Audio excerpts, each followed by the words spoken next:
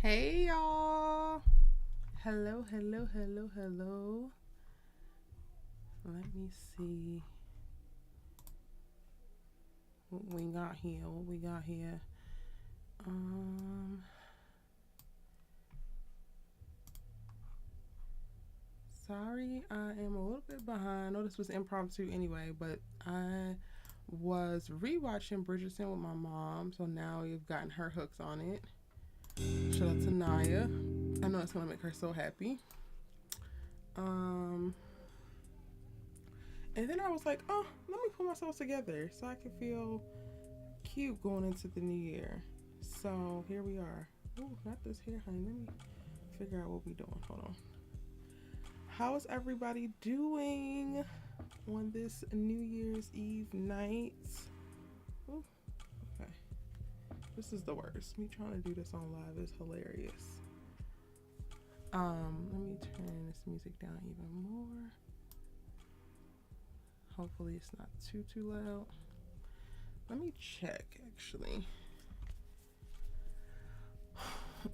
Hey CJ, hey Keish, hey Nia Love, how are you?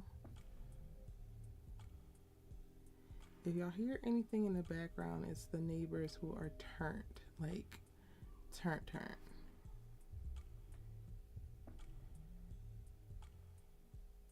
Let me make sure this is good with audio. Hey Keish, I am good. I'm feeling really good going into this new year. Okay. Okay, cool. Audio seems like it's good. Um, no, it's been a very low key, chill day, which is what I definitely wanted. I wanted to go into the new year very, very chill. I'm still in Baltimore. So I was just like binging the first season of Bridgerton with my mom. She had never seen it before, didn't know like Shonda Rhimes was behind it.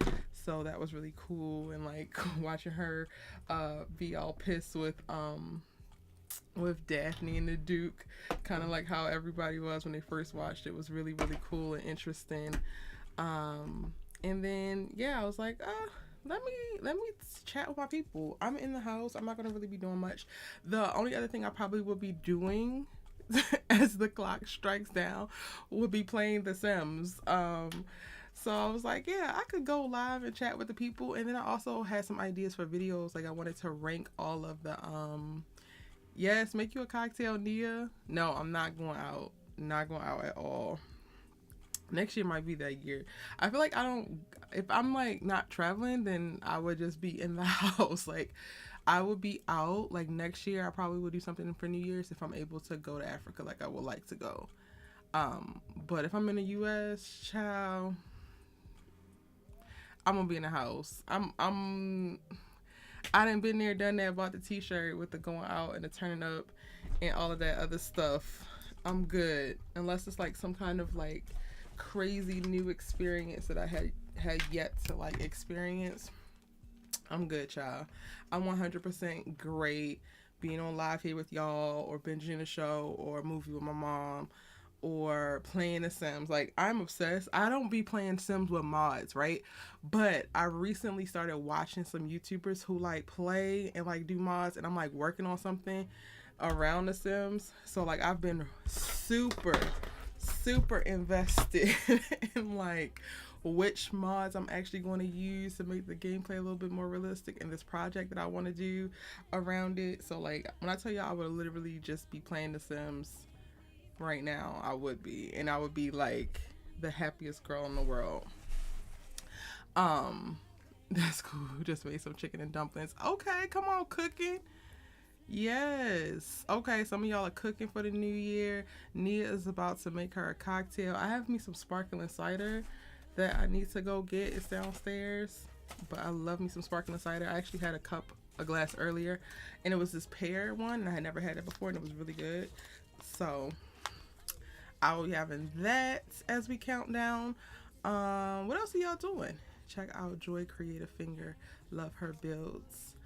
Yo, they are so Like, they're really creative. I've been watching a bunch of YouTube shorts with like speed builds of different things, and they've been teaching me so much in reference to like how to build things out, that I feel like I conceive but I can't really picture per se. So yes, I will check Joy Creative. Let me write that down actually. Joy Creative Finger. I will definitely check them out because I watch that kind of stuff all the time. And in 2023, I want to make time to like actually play The Sims more because I don't. I literally only do it.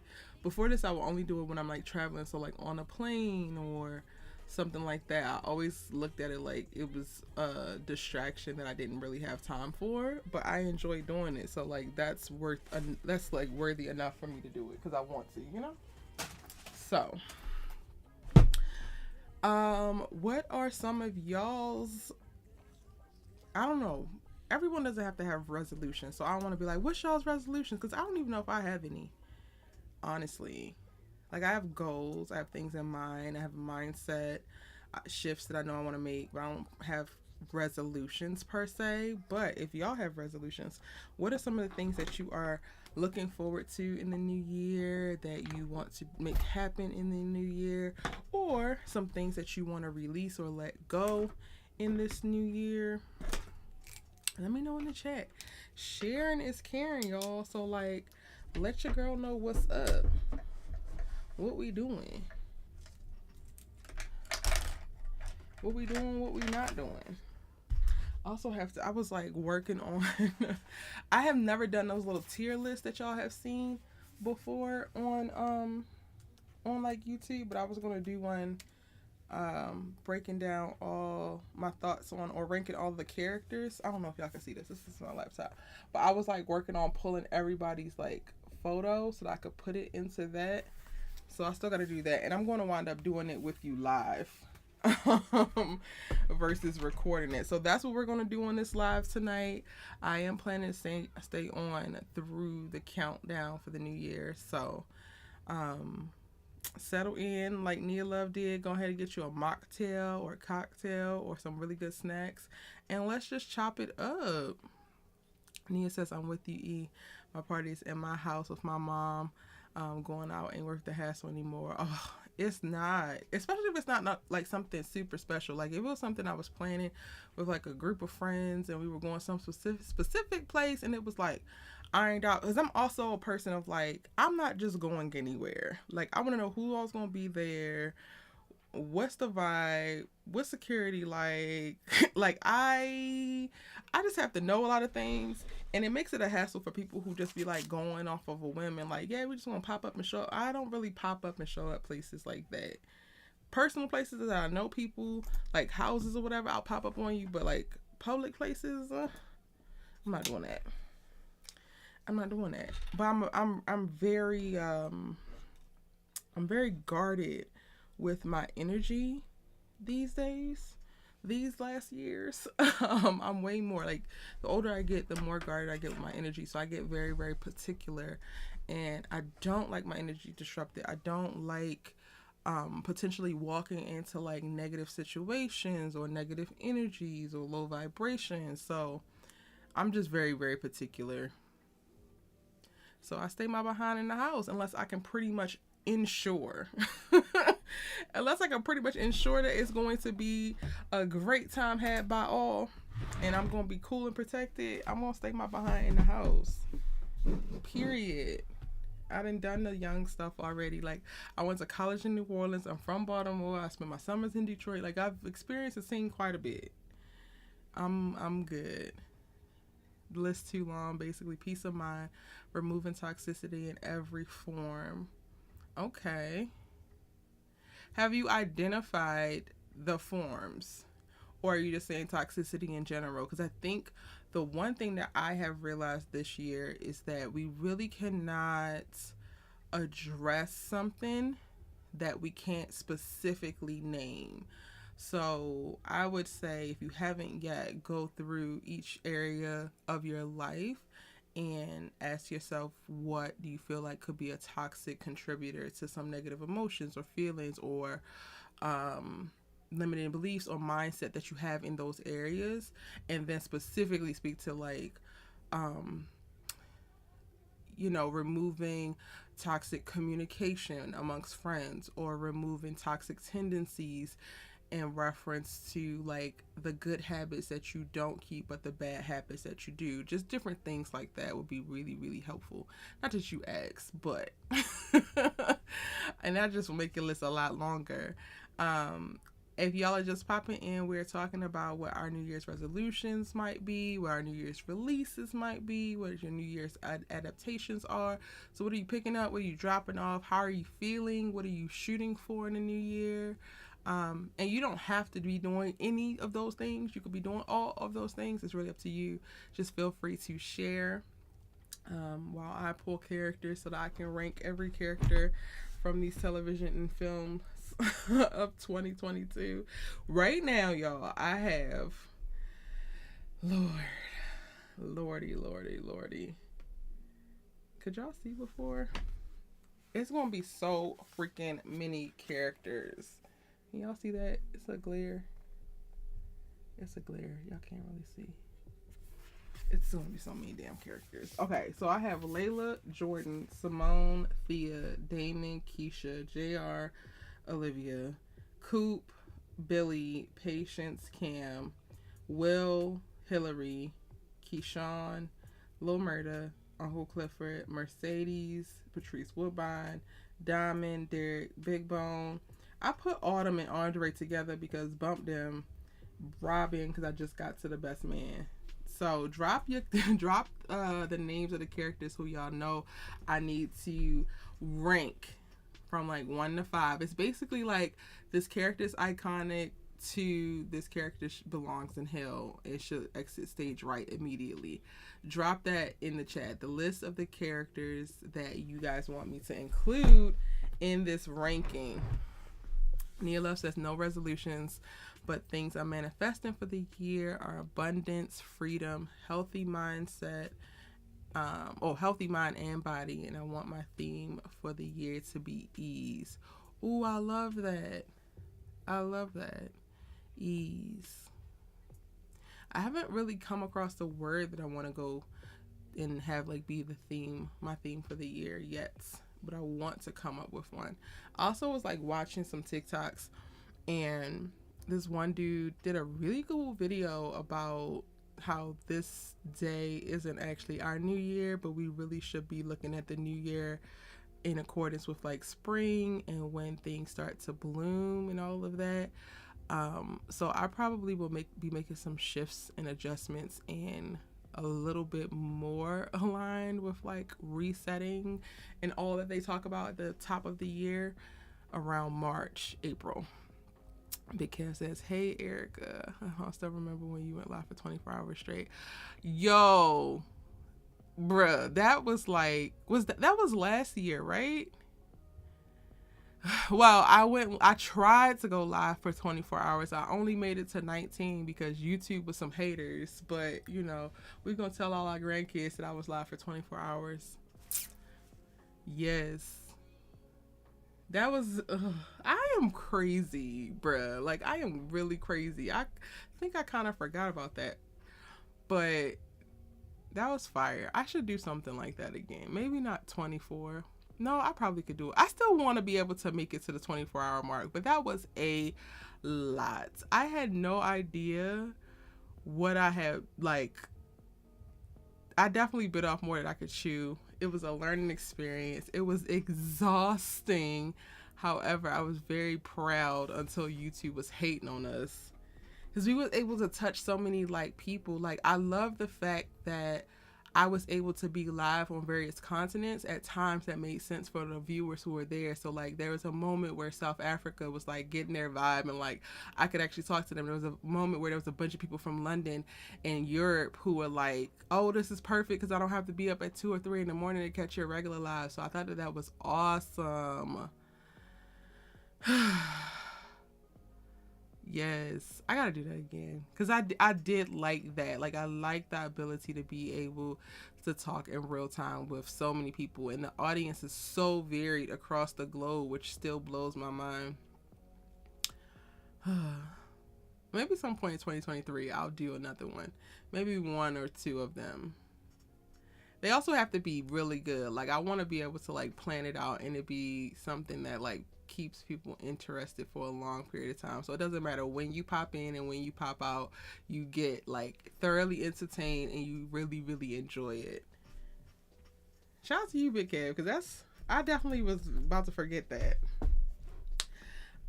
Because I be doing stuff and then I be on to the next so quickly. Like, that's something I definitely have to continue to work on in 2023, is allowing myself to be present for the things that I do and accomplish, because I'm so future minded. I'm so ambitious that I really struggle with like sitting in the moment. It definitely felt like 24 hours. You did an amazing job. People are so engaged. Thank you. Thank you, thank you, thank you. YouTube took it down and then decided that they were wrong for taking it down. And you know, I still never got my video back. So I was trying to get that whole file from them back so I could at least cut it up and like repost some of the stuff. And they just never sent it to me. And they kept saying that they were going to. I waited. Like, I still technically am waiting, but I stopped responding after 6 months of like back and forth emails with them. To be a content creator, child. I thank y'all for coming over to the second channel to do this live with me tonight. We are working on building this up because I got some really cool things planned in 2023, and we need this channel to be on a good trajectory to make those things happen.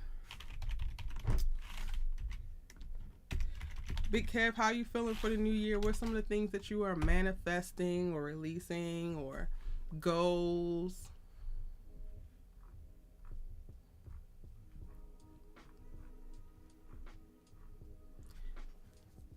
Oh, they shooting already, y'all. I can't. That's how I know I'm in. Well, I would hear this in LA too. LA is probably going crazy because they be doing fireworks all year round. I live amongst just regular folk, regular folks, so they be shooting guns too, just to celebrate or whatever. So it probably would sound a lot like this. I ain't even gonna be like, I know I'm in Baltimore. No, because it would sound exactly like this, if not louder, because it's way more people.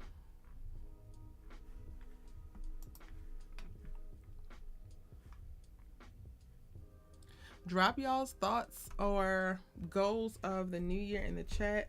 I am, like I said, pulling photos for my little top tier list rankings. I'm gonna rank, which I probably can do that because I already did that already. I already uploaded those photos in there. I'm gonna do films of the year, shows of the year, and then characters of the year. And I'm really just going to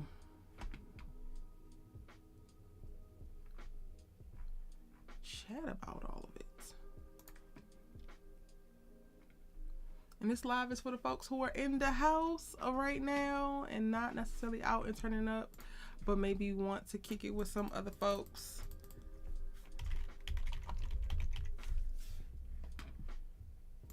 Do I gotta log in again?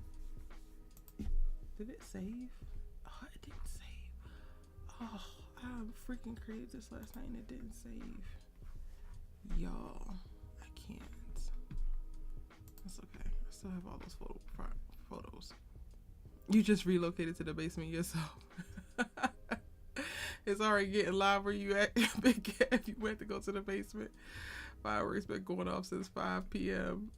Yeah, and you're in California, Keish? I already know. It's crazy.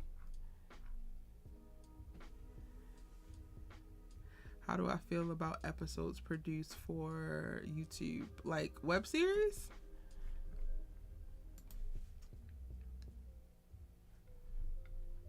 That's what you were referring to, web series?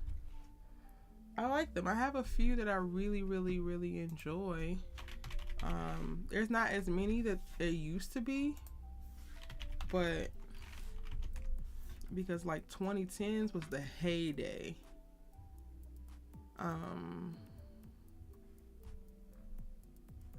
Of web series, like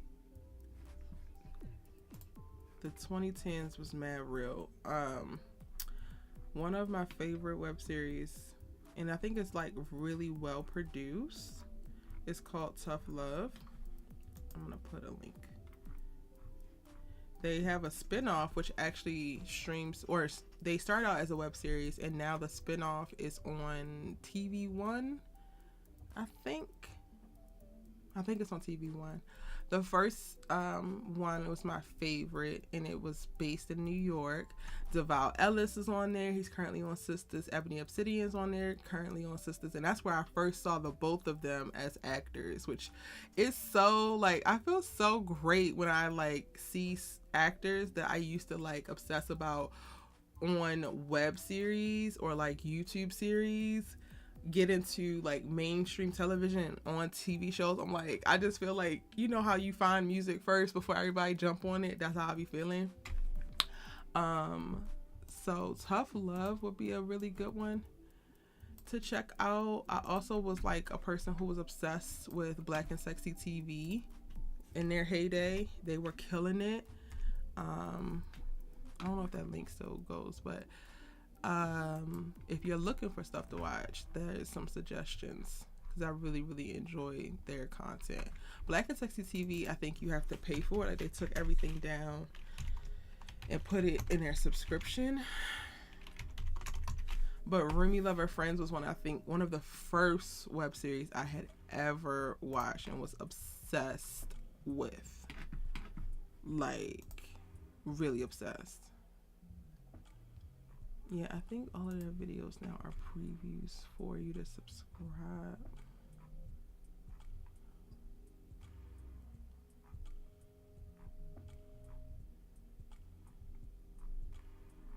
They have really cool series like Broken Sexy and like, wow, this is taking me back.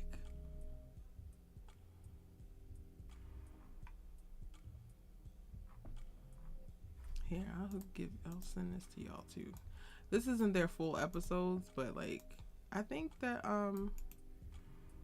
series that are made for YouTube, they can be just as dope as things that are on television, if not better when it comes to story, honestly. Yes, Nia, Black and Sexy TV had you in a chokehold. Me too. They was coming with it. They were telling dope stories. Like, that guy, like Will Catlett from That Guy, and like to see Will now and the work that he's doing, bruh. Even Janine, who, you know, they had like a falling out, which is part of the reason why stuff happened at Black and Sexy the way that it did, but she was like one of the creatives, one of the co-founders, and then she left. But then she's writing on Snowfall and doing a bunch of really cool stuff. So it's really dope to see. I first saw with Black and Sexy, I first saw Javicia there, Karen Oblum, Daryl Wesley, Stephen Barrington. Like, so many of them were on those web series, and now they're on like major television series, and it's just like really dope to see.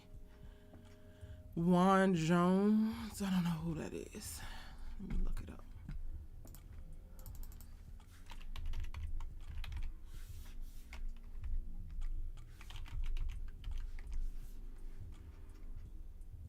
Oh, okay. He does a lot of comedy. I haven't seen him in any like full-on series. I've only really seen him in sketches. But cool.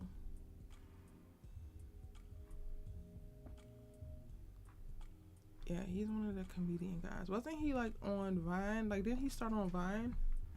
I'm not sure, but I remember his face. Yeah, so I'm obsessed with story, honestly, y'all. Like, if they're gonna tell a good story, I'll watch it wherever.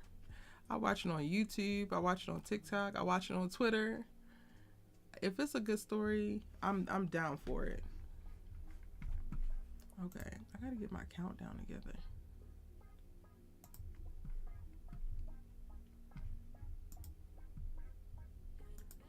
And y'all supposed to be dropping the character list that I need to make sure is on here, of characters that we're ranking for 2022. What characters have to be on this list, child?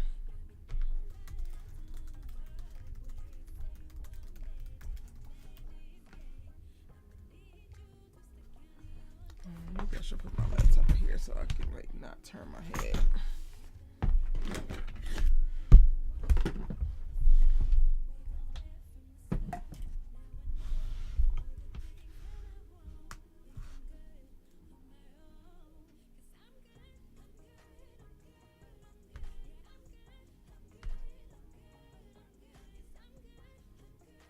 You like the game reboot?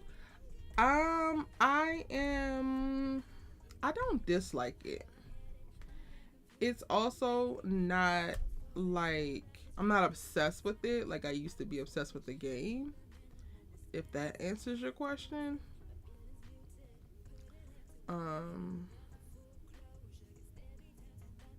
But I am watching it and I am recording. I have recorded breakdowns for it. I just haven't finished editing them yet.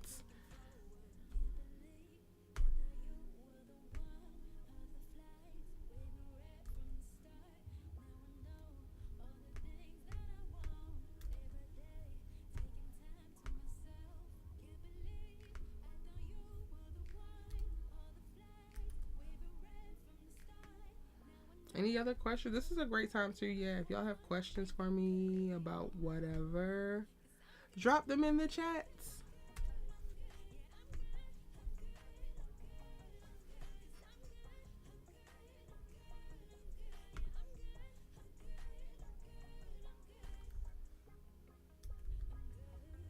I should do this on my computer so that y'all can actually see my screen.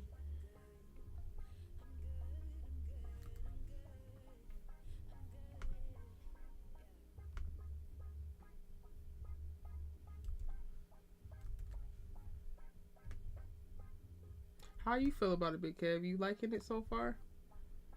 The game reboot. Anybody else watching the game reboot? The reboot is what they should be calling it. Because that series has now been rebooted twice.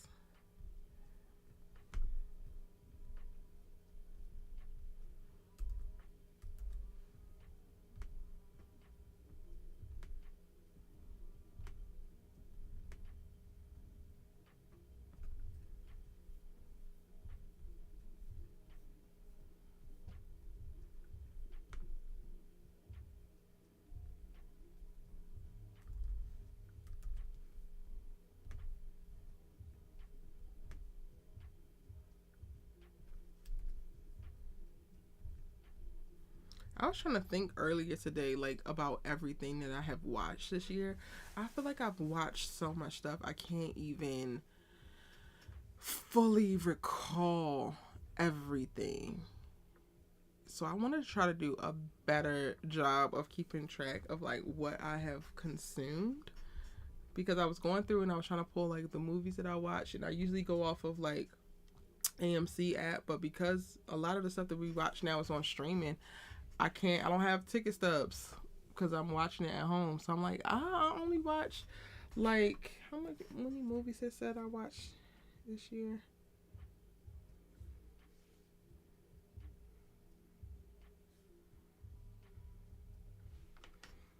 I was literally just looking at this yesterday, y'all. So let's see. This year I've only watched, can y'all see that? It might be clear.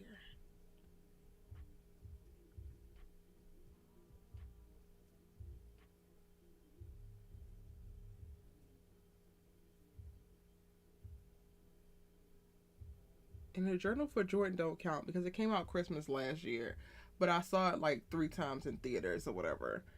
And I guess the last time I saw it was on January 2nd. But like I've only watched 1, 2, 3. I want to go see that again. 4, 5, 6, 7, 8, 9. Want to see that again. 10. Want to see it again. 11 movies in theaters. And I was like, is that it? That's it, Erica? You should be ashamed. That's not even 52. That's not even a movie a week.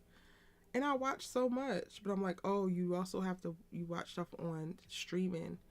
And they don't keep track. So, like, I try to check Netflix. It doesn't tell you what you watched this year. I don't think I watch any movies on Hulu.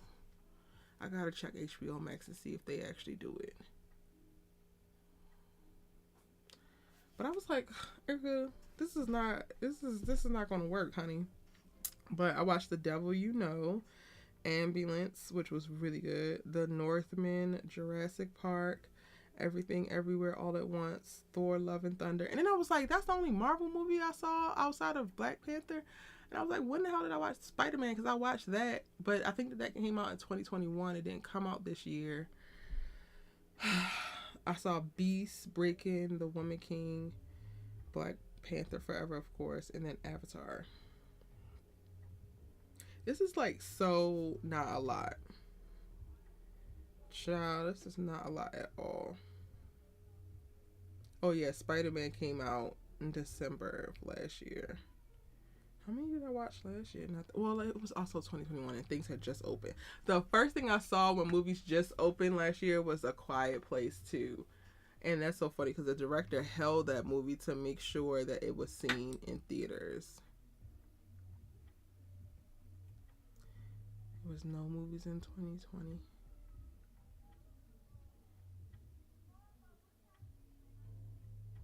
Oh, wait. Oh, this was all before everything shut down. I did watch some stuff in 2020.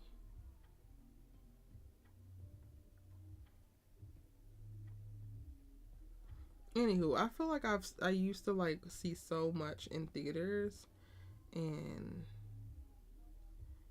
now it's just like 11 things. That's it. Glass, salad period.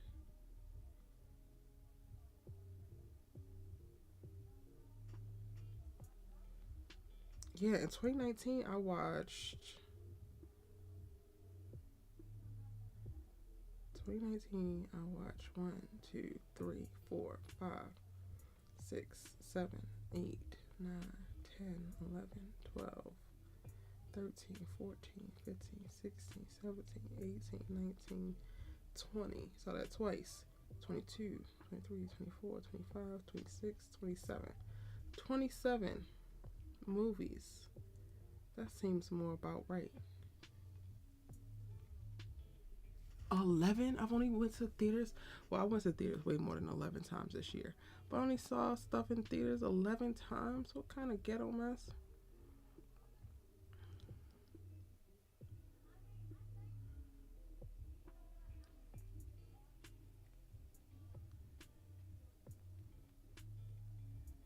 $2018.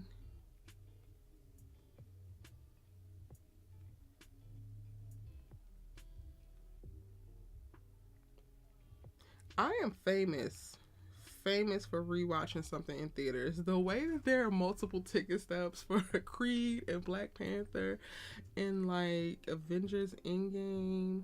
I think I saw Superfly a bunch of times in theater. Yep, I saw Superfly multiple times in theaters. If I want to support, I'm gonna support, child. Anyway, I was just looking at that because I was trying to go through and rank everything that I had watched this year. How was Beast? Beast wasn't bad. I wish I would have waited for it to come to Disney Plus. That's literally my thoughts on it. It wasn't anything special. Like it wasn't what I thought it was going to be, but it also wasn't horrible. It just, to me, it wasn't a theatrical movie aside from like you have this CGI lion trying to kill Idris Elba, but like that's it. Okay, I got Q, Jordan, Shelby, Robin, Harper, Lance, Merch. That's what I'm saying. Merch.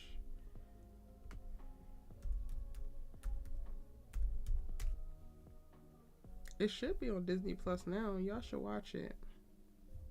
That's what everybody who asks me how's Beast, I always say I wish I would have just waited for it on streaming.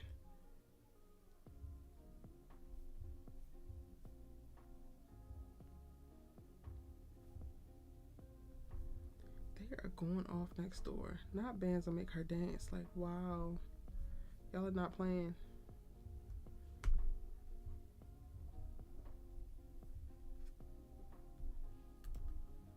Oh, they just switched it. Is this Lil Wayne?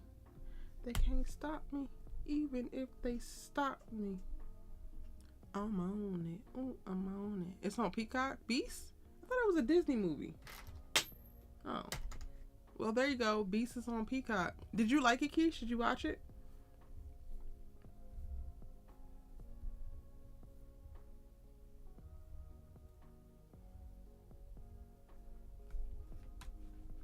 Where's August Alsina been?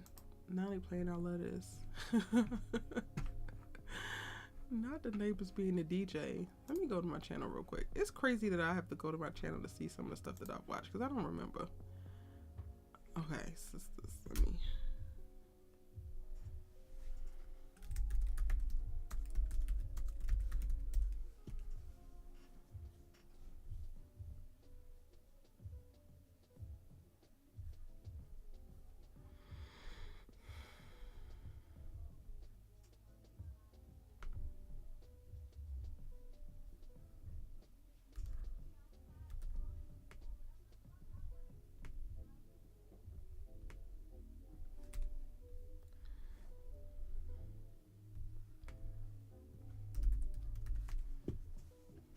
Like this.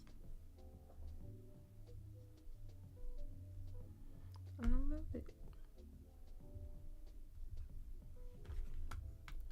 Alright, sisters, the powers, bruh.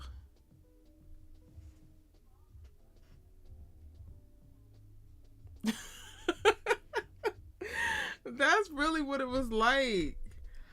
And I don't really ever regret going to the movie theaters because I really like going to the movie theaters. However,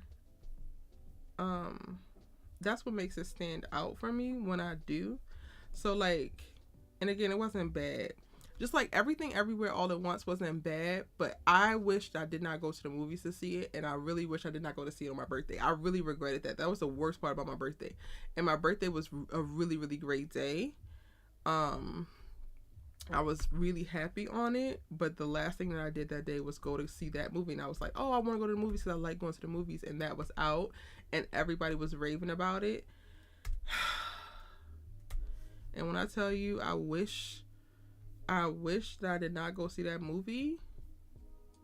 It was too long. I felt held captive, like for real. People are like joking about feeling held captive with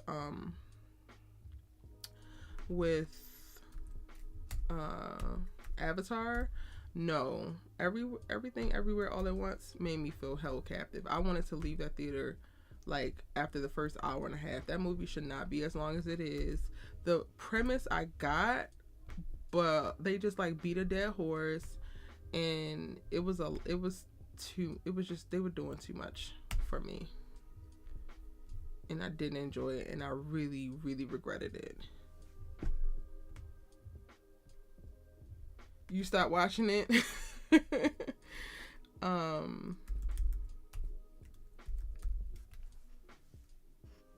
Yeah, it's like, I don't know. I wanted to like it, but I was just sitting in the theater like miserable. Like I was sitting in the theater really angry. Like I really want to leave, but I already paid to come in this theater and watch it, and I was trying to also give it a chance because I wanted to just support. I really just wanted to support, but whew, that film, I thought the messaging was dope. Maybe I should just do that. I should just talk about it here. Cause me trying to pull all these is not gonna work, honey. We have 54 minutes until the new year. So let me just use what we got. It's like, yeah, what we want. It's like, no. I can put those up.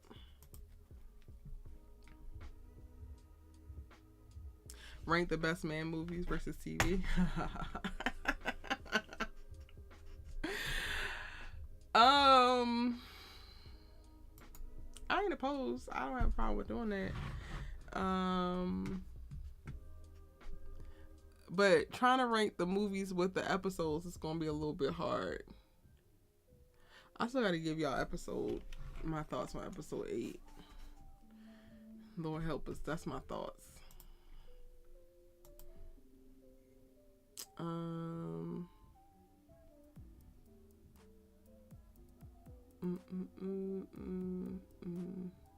Keish, why did you have to stop watching it? I'm very curious to know.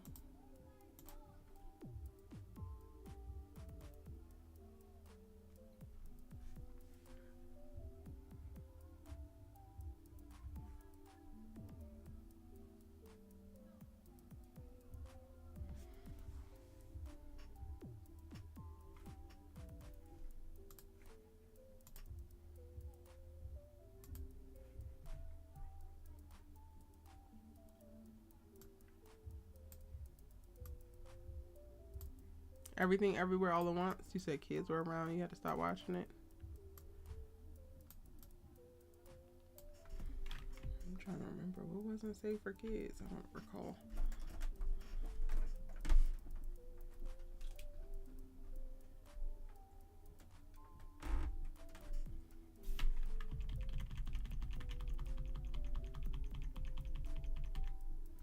Y'all want to talk about The Best Man?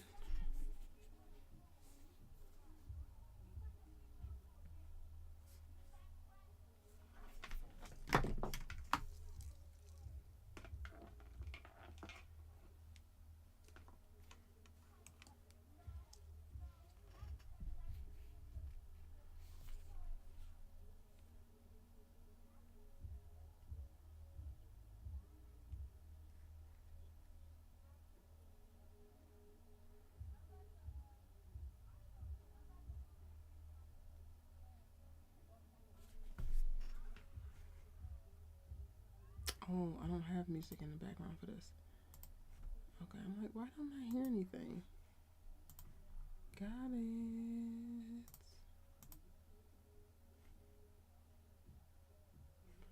Child, okay. Let's cut this.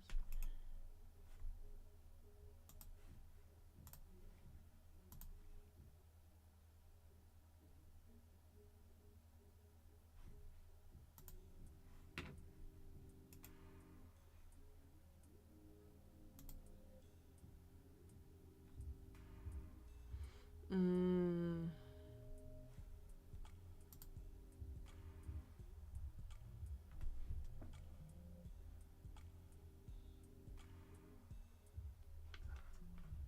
can hear this background music.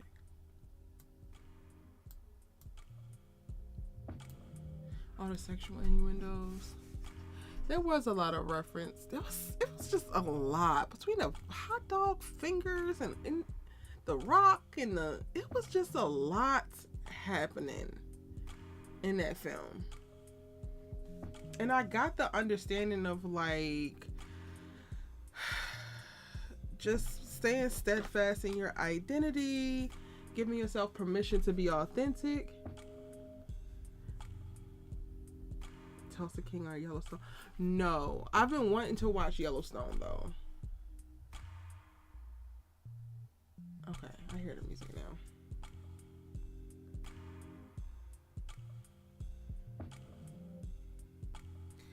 Like, I really feel like the point of that film, they achieved it like hour and 30 minutes in, and then the next hour was all like, but we don't think y'all really get it, so we're gonna do this again. And I was just like,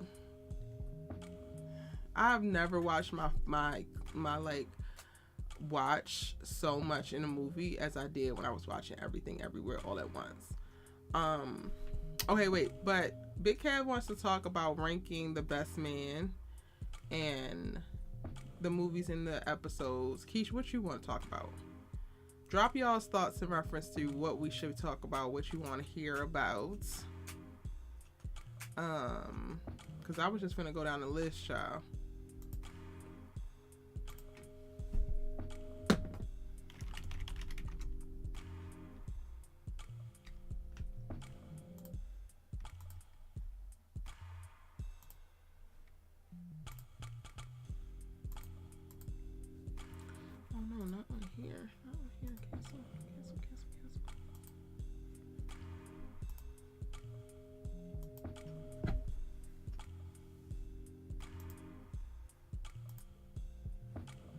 Ooh, I actually want to talk about this. So I'm gonna bring this because I don't know how many of y'all are watching this, and I really want y'all to watch this. It's about to premiere on BET. It's a BET Plus show, but it's about to premiere on BET. I think they got greenlit for season 2. I hope they do. They did.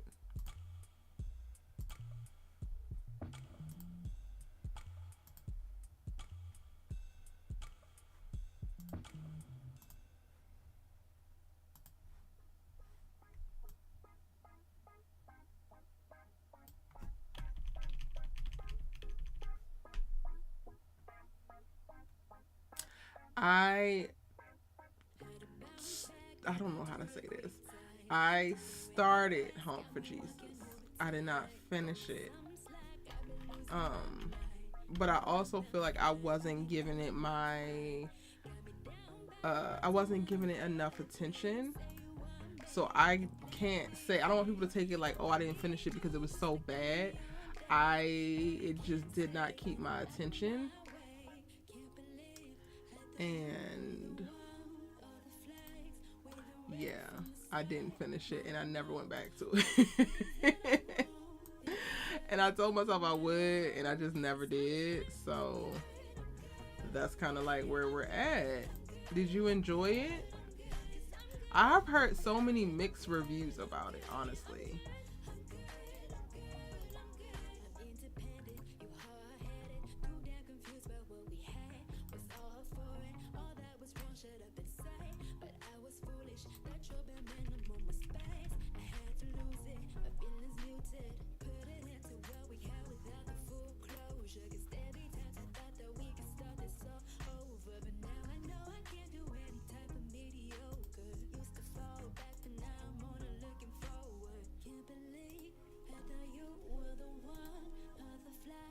The season shows.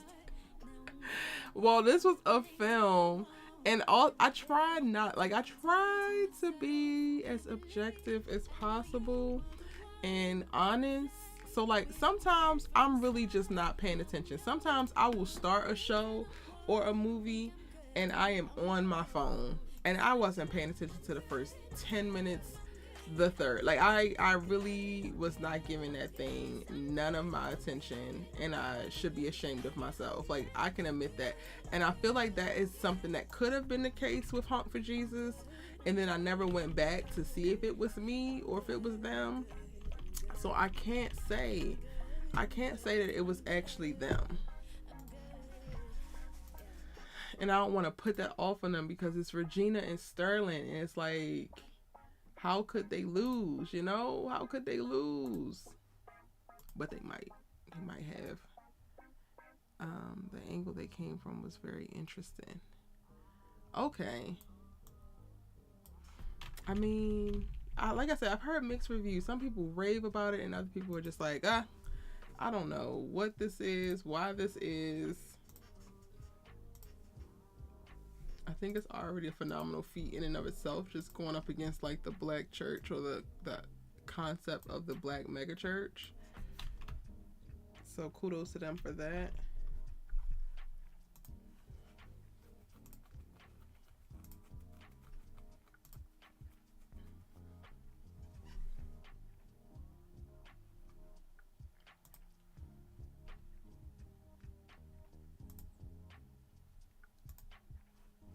Oh, there was 3 movies. Okay, so Beast was probably the best of the worst in reference to my in-theater experience. Like, I wasn't pissed that I saw Beast in theaters. I just kind of like wish that I just would have made a different choice, right?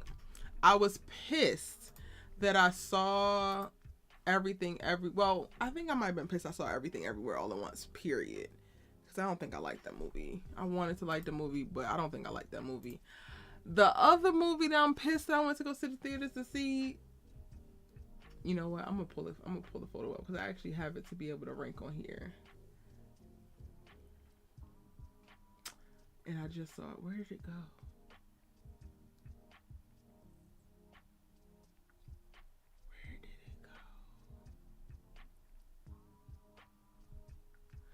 Oh wait, it's not 3. It might have been 4. Was it 4? Oh yeah, okay, we about to talk, y'all, because I actually do have some thoughts. Okay, these little movie posters are like jogging my memory. And this one right here, they really should be ashamed of themselves making this damn movie. They should really be ashamed of themselves. Everybody involved should be ashamed.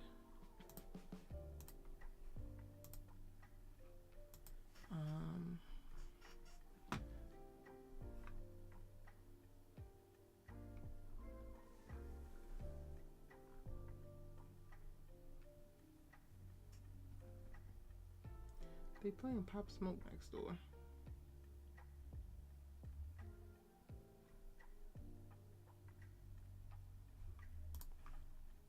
So it was 4 movies that I wish I wouldn't have seen in theaters.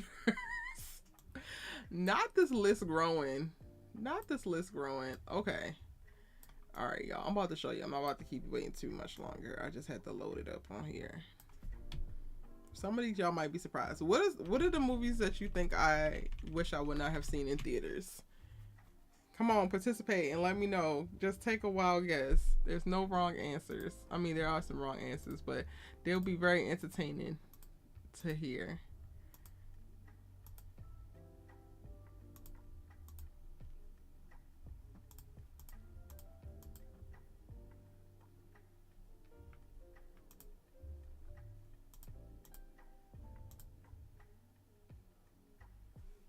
Any guesses? Any guesses? Any guesses?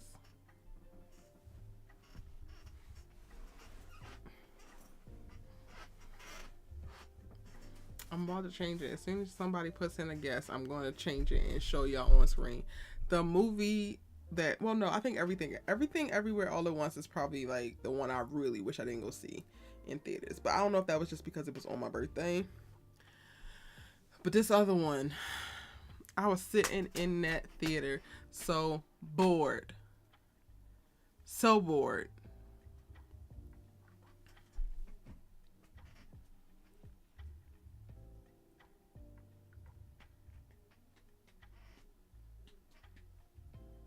Can y'all guess? Can y'all guess? Can y'all guess?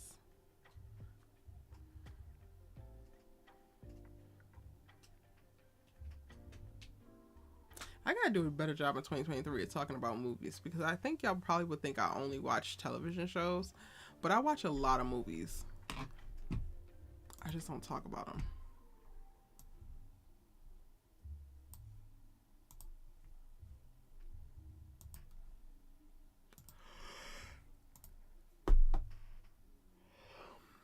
Beast King, I never heard of that.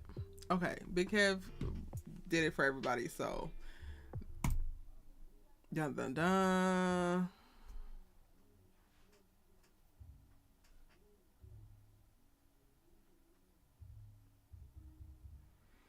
The foolishness that was Black Adam. I should have known better because, one, we don't watch DC. Like, that's one. Unless it's Jason Momoa. And we gotta go down that poorly CGI'd fake Atlantis. But this right here,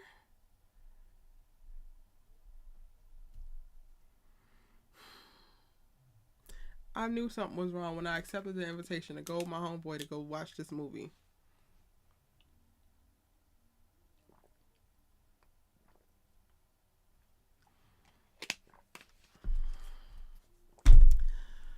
And I wanted to support because Aldous Hodge is in it and I love him. Like, I know most people just love The Rock down, right? But I love Aldous Hodge. I think he's an incredible actor, an incredible creator. So I was going to watch it regardless just because of him. And personally, I feel like The Rock only does certain films. And I don't know if he can act or if y'all just like his eyebrows and his big old muscles, because the stuff that he does is so trite and so simple.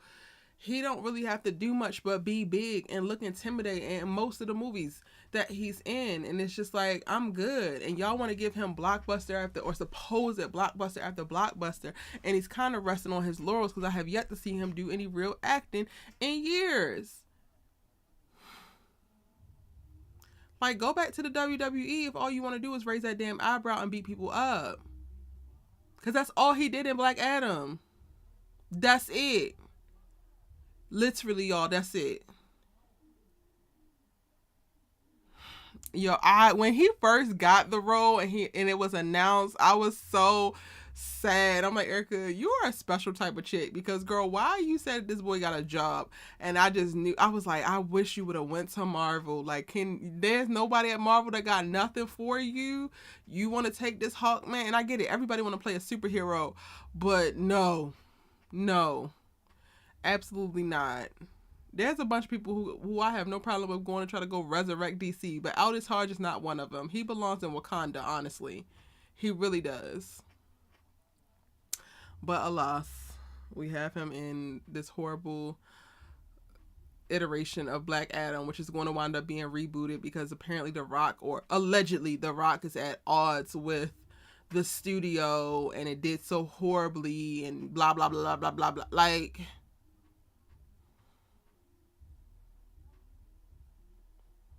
he's been called the Black Hobbs. Ugh.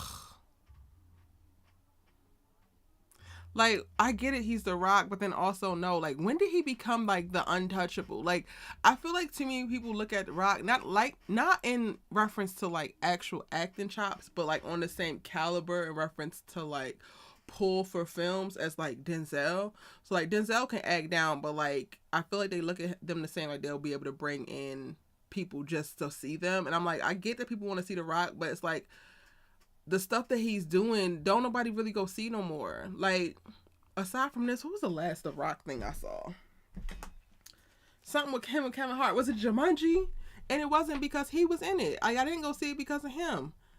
So I don't feel like he has the pull that he thinks he does, which is why Black Adam did not do as well as they thought it was going to do. And I think that he needs to go and just do some real stuff. Like, he needs to go and do some stuff that's outside of his character, that pushes him a little bit more, that actually shows him as an artist, if that's what he wants to damn do. But like him being lauded as like Hollywood's darling, box office darling, it's like, no. Where the hell is Will Smith at? Because if we're going to talk about somebody who dominates box office, let's like go back through Will's catalog and how he owned every summer for like 15 years straight. I can't even think. Jumanji. Before that, he does a bunch of things with Kevin Hart, but all of that stuff is corny as hell. And even Kevin has been like branching out. Like, Kevin's limited series True Story on Netflix was really good. And I was proud of him for that. His that movie that he did when he was the aide to that sick man, he was really good in that. Proud of him for that. Like, The Rock is going to have to do some of that as well to like start to revamp and make people actually want to see him again, because like he literally stood his big ass in this movie and just raised his eyebrow and punched people and thought that we were supposed to give a damn. We could have seen you do that on WWE. He's very one-dimensional actor. He is. He really is, and I'm tired of seeing it. Let me look up these The Rock movies, because I'm low-key offended at this point. I'm offended that they keep putting the same person up in front of our screen, whether it's in this Black Adam costume or in a wrangly ass backpack and some cargo shorts in Jumanji.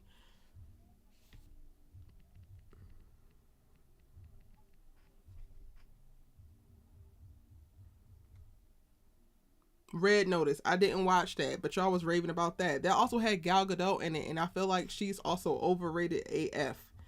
I didn't watch Free Guy either. Jungle Cruise. I wanted to watch it because I watched Emily Blunt. I love her, but then also it feels like the character that he is in Jungle Cruise is the exact same character that he is in Jumanji. I'll pass. Fast and the Furious, Hobbs and Shaw, I felt like they started to center him too much. That series is not even about him, and I didn't like that. And then I know he was beefing with some of them. The fact that came before, anyway, I'm not even going to get into that drama.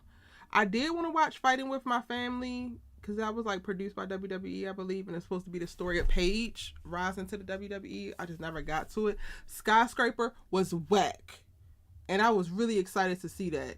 It was whack. I never watched Baywatch. I did watch all the Jumanjis, but they were like, you know, take them or leave them. Rampage, I think I cut that off. Central Intelligence wasn't bad. It was just corny as hell. I think the best thing that he's had in recent years was 2015 San Andreas. That was the best thing. Of what I've seen. Because again, I didn't see Red Notice. I didn't see Free Guy.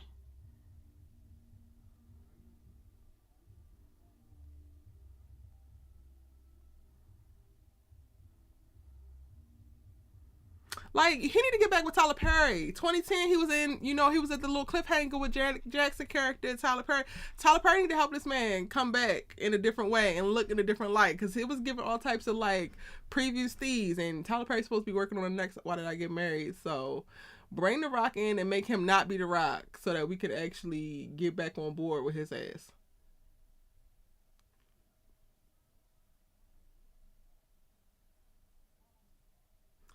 But like, yo, low key, y'all, I'm looking at his freaking discography or catalog. It's not his discography. He's not a freaking music artist, Erica.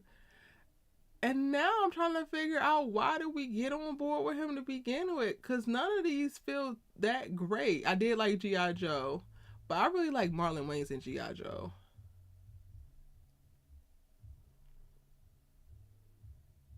Y'all, who was we looking at?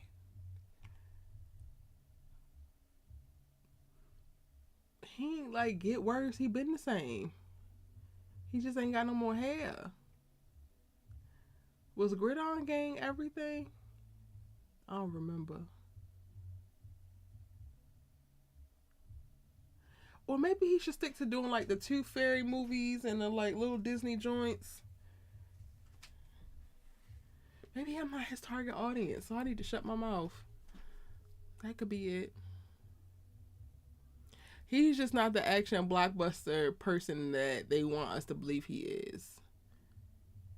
They want him to be Liam Neeson so bad, or the other little driver, that's from the Transporter series. And he's just not that. He's not. He's The Rock. Cool. All right.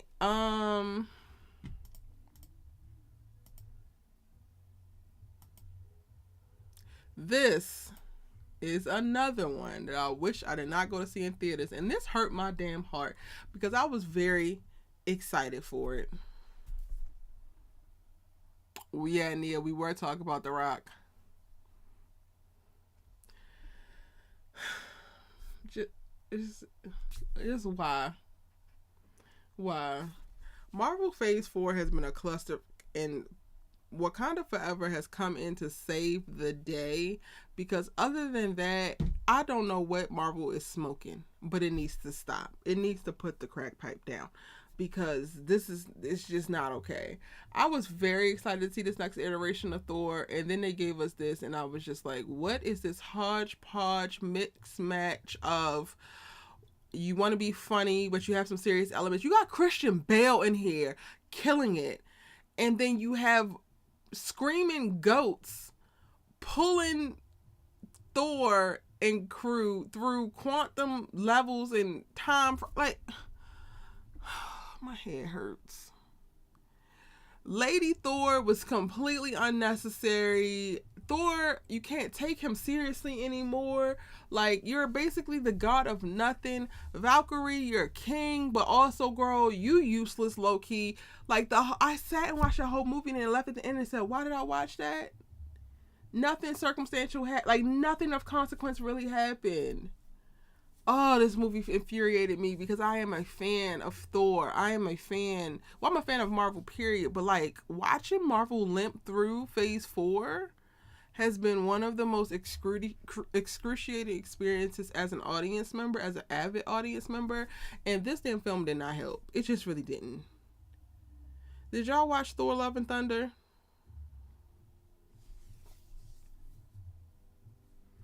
Let me get this timer going too while we're at it.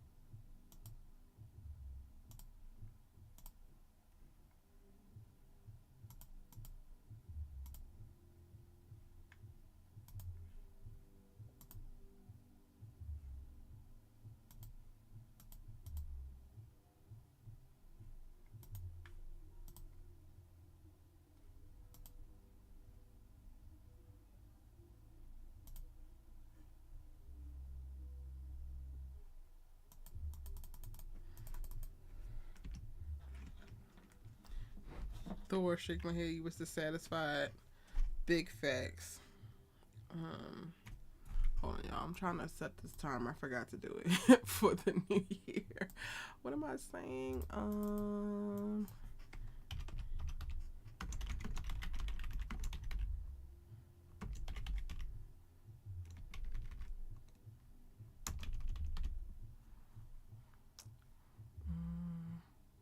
I mean, where we're at 34, 35.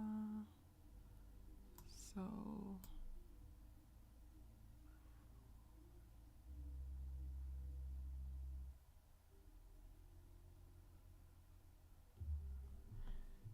minutes.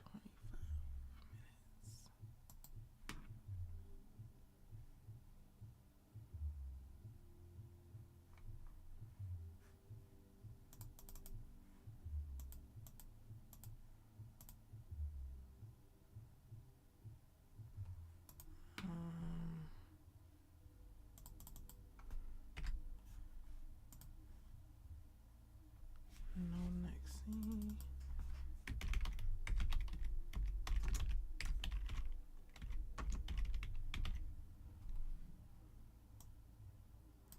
Okay, let me do 24.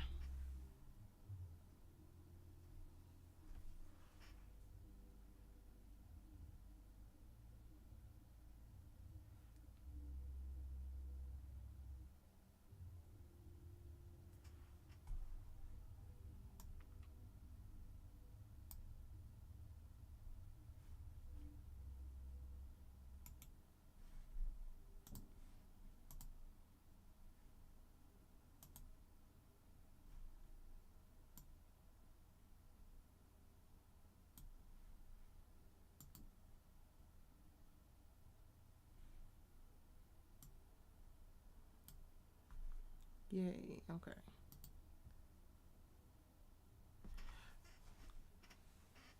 Is that right, y'all? 23 minutes? I think so. We're going to go with it. Okay. What are y'all saying? Put him in Top Boy. Put the Rock.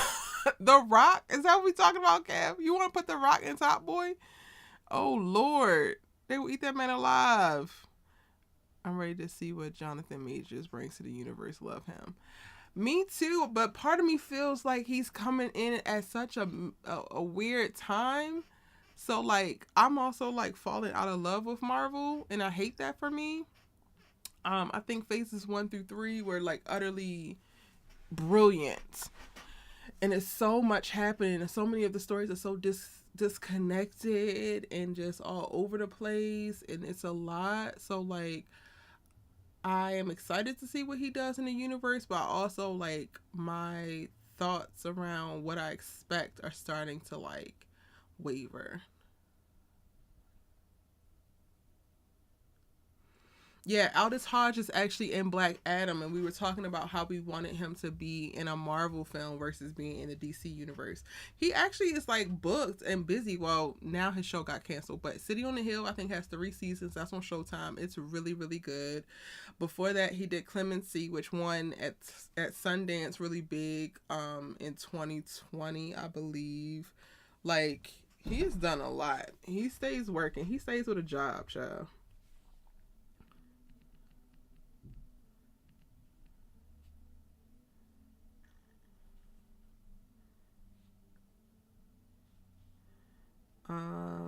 Yeah, so Black Adam, City on the Hill, Leverage. He was in Straight Outta Compton.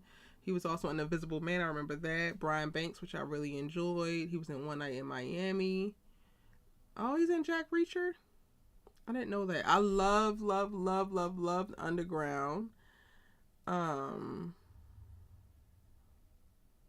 Wait, he was in The Walking Dead. I fell off of The Walking Dead. I gotta catch up now that it's over. Hmm. Yeah, y'all. He's been in a lot. He reminds me of like a Corey Hardrick who like stays working, but because they're not predominantly in like black things, we don't black people don't get to see them that often, so they don't think that they're working, but they really do be working. Um, TV was great this year, but movies were super mid. Yeah, like the end of the year really saved us. Woman King saved us. Wakanda Forever saved us. Um, um, Avatar saved us. Shout out. Shout out. Amazing, amazing cinema experiences. Oh, actually, surprise, surprise. I really enjoyed this too. Like, I really enjoyed Jurassic World Dominion. Did y'all watch that?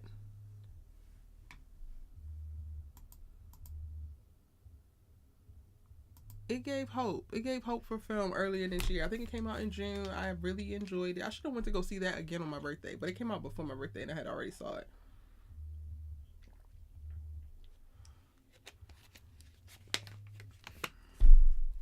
It was definitely heavy in the nostalgia, but I enjoyed it.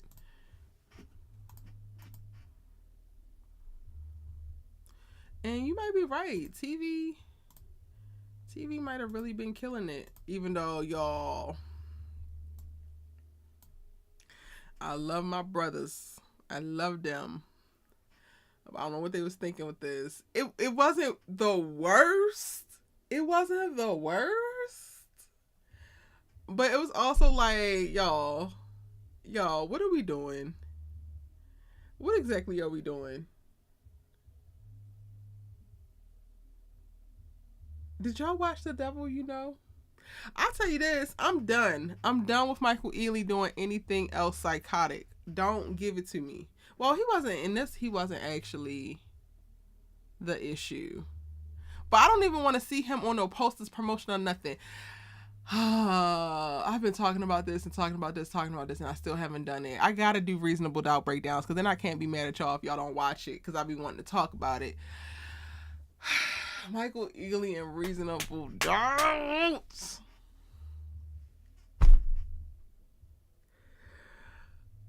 The stress.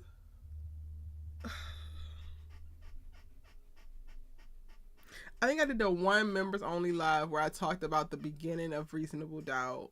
So y'all, yeah, it was in theaters. This premiere in theaters, and I'll be trying to support us because so many of our films, especially if we produce it, direct it, write it ourselves, and like go for distribution, we don't get distribution, so our stuff have to go to streamers because they don't be wanting to back us in reference to putting us in theater. So whenever it's something that comes out in theater, I try to go see it, even though I didn't get to go see Devotion. There's a bunch of holiday things that came out during the holidays that I really wanted to see that I didn't get a chance to just because of logistics, but I try to go and see stuff. So that's one thing, like it's like us and then it's them, so I'm like, oh bet I'm going to go see it. And I was sitting in that theater like, y'all are trying it right now. Ugh. It had a few interesting twists that were like okay, but overall I'm like I feel like I've seen it before. But if it comes up on a streamer and you haven't seen it, watch it.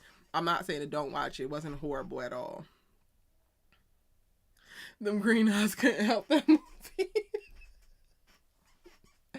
You know what? At this point, I feel like maybe All American need to just call Michael Ealy, because they called Morris, but Morris ain't enough to save it. I feel like the green eyes gotta come, because he just something. He just something. Nia, you enjoyed Reasonable Doubt? Ooh, Reasonable Doubt is so... Well, actually, I can't say it's so good, because that final episode, I am done with the whole series, and I don't know if I'm going to watch it. But the first 8 episodes had me in the chokehold. It tricked me into believing that the series was going to have me in the chokehold, but 8 episodes had me in the chokehold. I ain't even going to hold you. And most of that was because of Michael Ealy.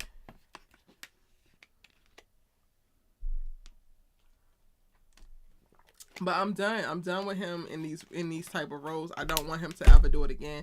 I want him to go and just be sweet and nice. And he needs to give us more Think Like a Man, Michael Ealy. He needs to give us more About Last Night, Michael Ealy. Like, I am done. I am done with this guy. I am done with The Perfect Guy. I'm done with Reasonable Doubt. I'm done with For Colored Girls, Michael Ealy. We're done. We're finished and we're done.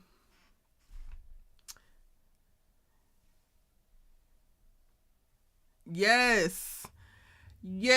Michael Ealy could be a professor that one of the girls have an affair with, and that would save Olivia's character for me. I would start to care about her again if she gets wrapped up in the Michael Ealy-ness of it all. Then that would give me something to root for with her. Listen,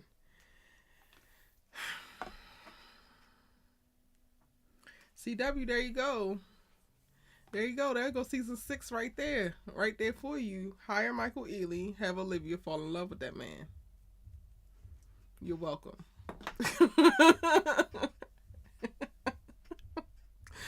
I did watch Till. And I had planned to talk about it, but also it was a lot. I don't think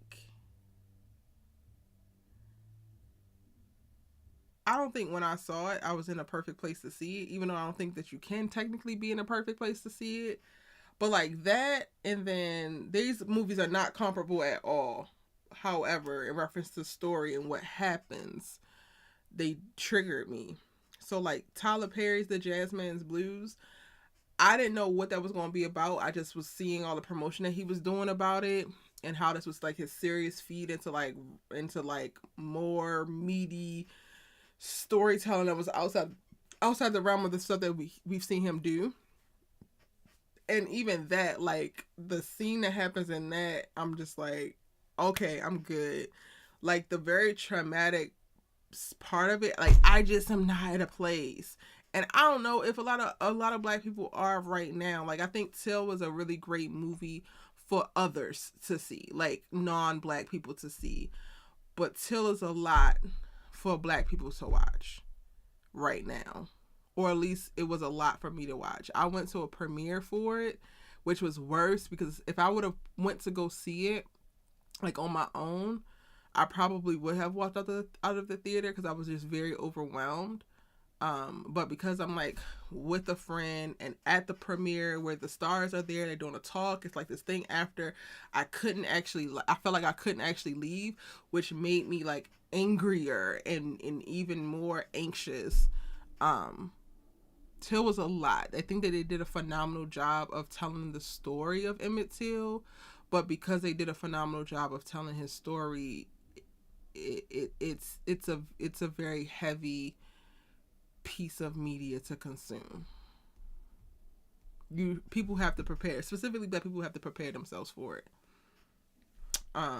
So hopefully that answers your question.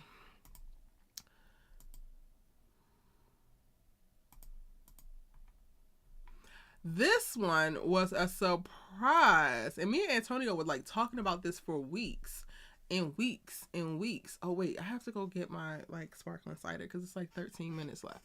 Okay, y'all, I will be right back, but we're gonna talk about freaking Ambulance in a sec.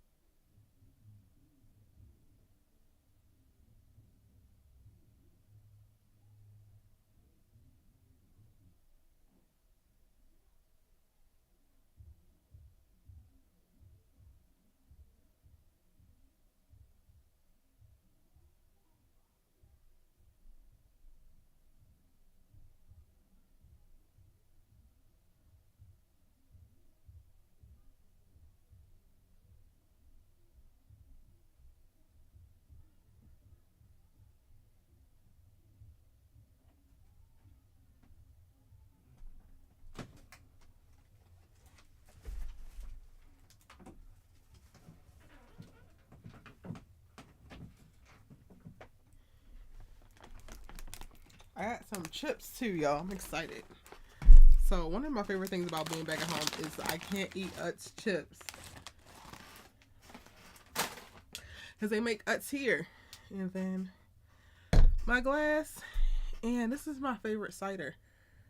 Y'all see it? Oh, it's so bright. Martinelli's. I think this is the same brand that makes the apple juice that Michael B. Jordan really loves. Don't ask me why I know that, but I do. Okay. We got 10 minutes. 9 minutes and 30 something seconds till the new year.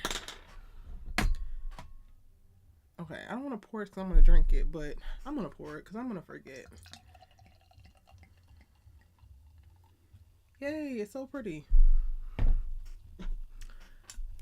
Okay, cool. Oh, and also I have like these little chocolate squares with like caramel in it. Okay, so not Olivia and the Green-Eyed Bandit. They gotta get that girl something. Something that we're gonna care about.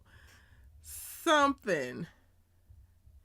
Yes, yeah. Whew. Even though Candyman... Well, wait, Candyman was probably last year, not 2022. Was Candyman this year? I think he did a good job with it, but that was also a lot. A lot. But yeah, it's everything. Ambulance. Sorry, hold on. I thought my phone was.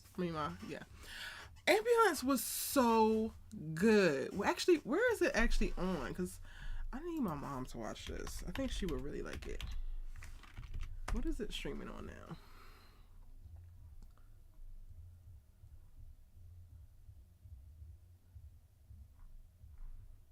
Not them playing Lil Boosie now. Y'all probably can't hear any of this. Oh, where is it streaming? It's not telling me. Apple TV? No, you gotta rent it from there. Is it on Amazon Prime?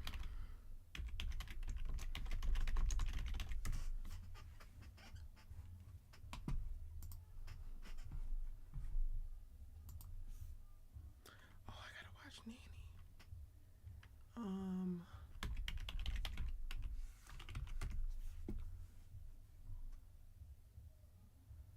Okay, it's streaming on Amazon Prime Video. Y'all can watch it there. This movie was so freaking good.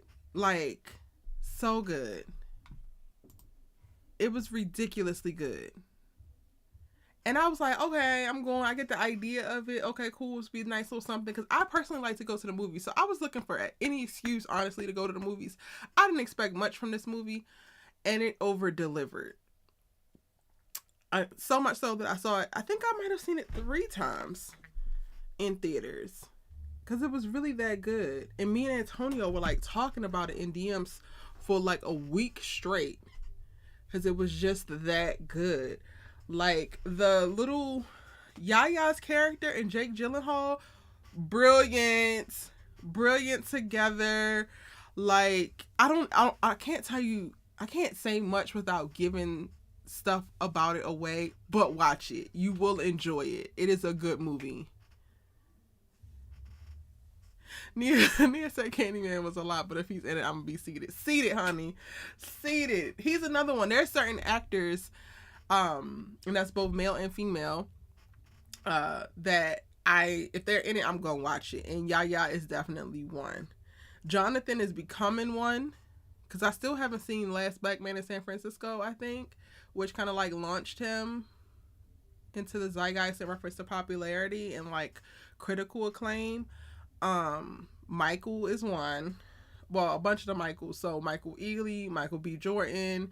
I'm gonna watch whatever they end. I still stand that awkward moment, that movie with Michael B. Jordan, Miles Teller, and Zac Efron. Still standing to this day. I feel like I low-key need a movie in that same genre with like Michael B. Jordan, Michael Ealy.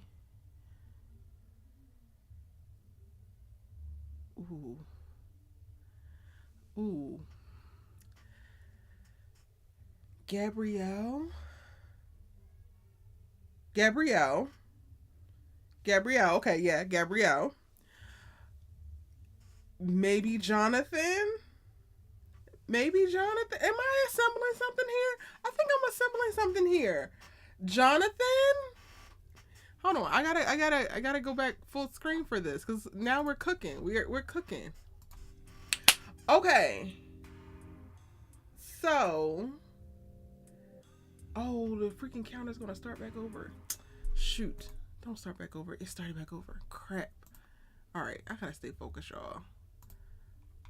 Okay, after we count down, maybe I'll give y'all my whole little thought. Let me think on this. Let me think. Because, yeah, yeah, yeah. I'm like desperately, um, craving the like, two can play that game, breaking all the rules, set it off. Like, I'm craving that era of film again where a lot of our black icons were like formed and forged, like their careers, their iconic status was forged in the depths of them like doing what needed to be done in reference to just cranking out film after film after film and like just telling really dope black ass stories. And I'm craving for that to happen again, but I would love it if it was like a mesh between like our or like a younger generation, not even like too young. So like I'm not even going past Michael B. Jordan because I don't know what these Gen Zers are doing, but God help them. I don't know. Stay on TikTok because we're talking cinema. Like Michael B. Jordan's age and like, but branching the Gabrielles and the Sanaz and the Michael Ealy's, because they haven't done anything. Like, why the hell hasn't Michael B. Jordan been in anything with them? That makes no sense to me. Like, I'm just like, that's really a thing right now. Like, you know, we have like a pot that we kind of like stir from when it comes to these black films, and it's like basically the same crew. I want them to like add additional seasoning into it and then like stir it up again and start spitting out more black stories. I gotta think of something now, because now that's on the top of my brain. Like, for real, for real. You guys love that movie. Michael should be in more rom-coms, and it makes me upset that he isn't. He's the definition of a heartthrob.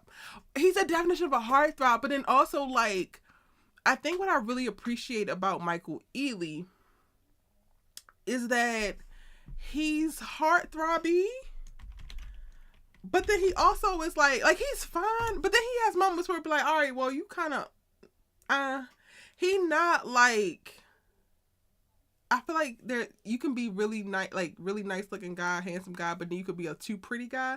And I don't feel like Michael Ealy is too pretty. And part of that is also how he carries himself. He's like a real dude. Okay, y'all, it's about to be 2 minutes left, so let me like stay focused because I'm gonna be yip yapping all the way through the new year, and we're supposed to count down. So we have 1minute and 45 seconds left. Shout out to y'all. Not y'all on live with me. But watch Ambulance, because it's really great.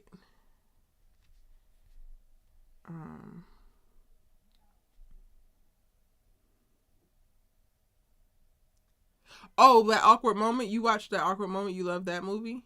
Oh, yes. Yes. That's like the only one that yes, he is the definition of heartthrob. 500%. Like 5,000%. Michael B. Jordan is literally like,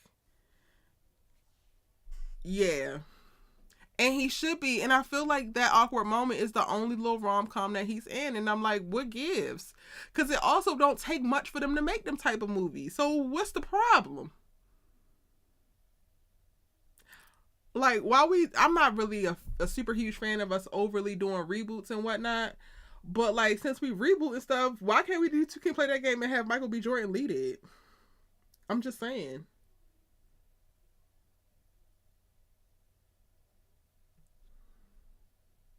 I don't know if my timer is right, but I think it's 27 seconds, y'all. Oh shoot. I said I wanted to go live. See, this is why. I'm like technologically not with it. Okay, we're just gonna be live and Happy New Year! 10 seconds fine.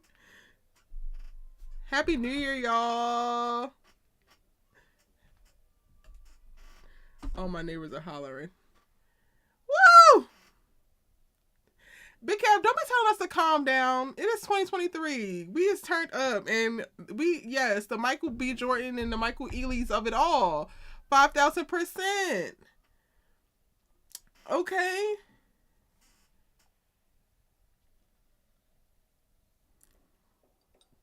Keisha said she would love it. Not the gunshots, y'all. Baltimore, get it together. They doing the most.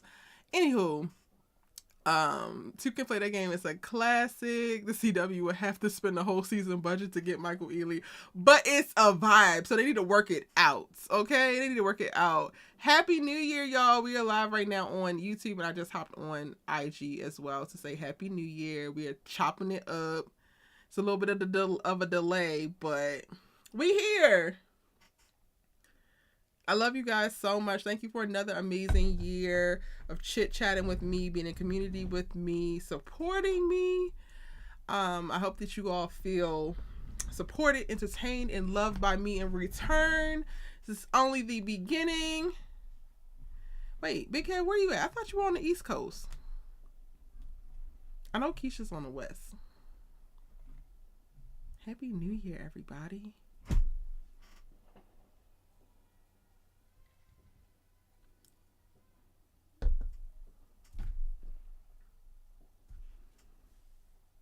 Okay, be right back, y'all. I have to wake my mother up and say Happy New Year.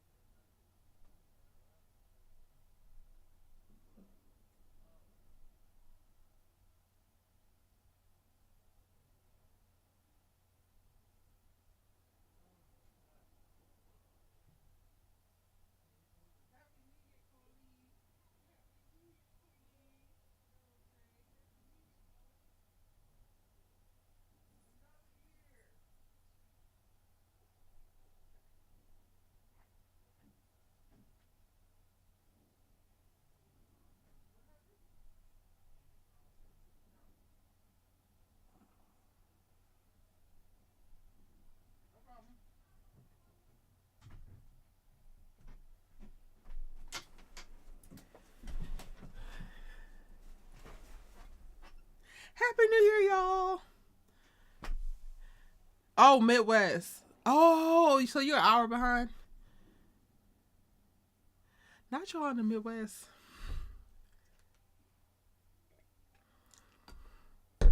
Well, listen, y'all know I would regularly be on West Coast time, so that's how I go. This time next year, I would like to be in Ghana because they are turned the hell up. I have some friends who are over there, and they are turned up, having the time of their lives. So I'm like, 2024 New Year, motherland me, please, because that's what I would like.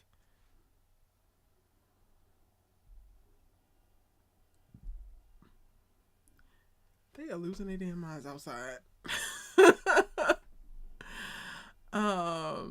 Yes, Kev talking about some calm down. Like, let us have it. I mean, we're gonna give you a little Gabrielle Union.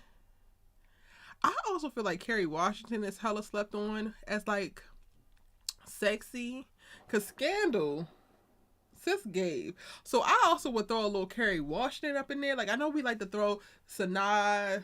She gives the light skin love interest beautifully. Cool. Gabrielle, but I would pick like Kerry Washington. Not me. Okay, let me get some photos since we're gonna pull it. Like, let's put together our little dream cast of like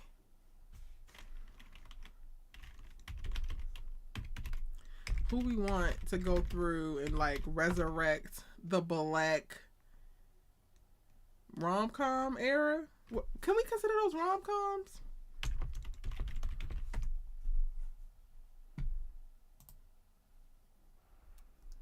Okay, we already have Mr. Mr. Jordan himself. Child, I don't know which picture. I'm trying to pull pictures, y'all. I'm gonna pull this one. Y'all might feel me on this. But Kev, you got to bear with this. And you just gonna have to hold yourself down when it comes to when we select the women. That's it. Just hold yourself down. Okay. So we got him and I gotta get a photo of Ely. I gotta give a good one because sometimes he be giving yes, and then other times he be giving scruff McGruff, gritty, and then other times he be giving like don't look at me.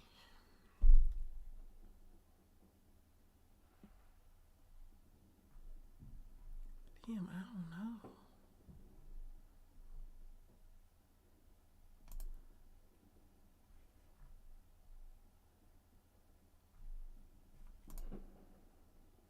Okay, he Michael Ealy in this photo, so we gonna use this one. Yes, we are doing this, y'all. Okay, Michael B. Jordan, Michael Ealy. Are we sold on Gabrielle? I threw Gabrielle in there because me and Mary Jane will forever get her booked in my eyes.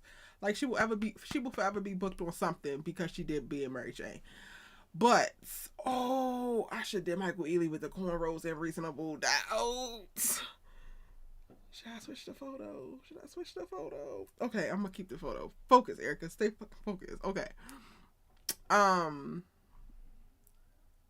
Who else? So we thinking like a mix between like two could play that game and think like a man, but we're like trying to compile the groups of black actors or like coming up with a mix that's not the traditional mix.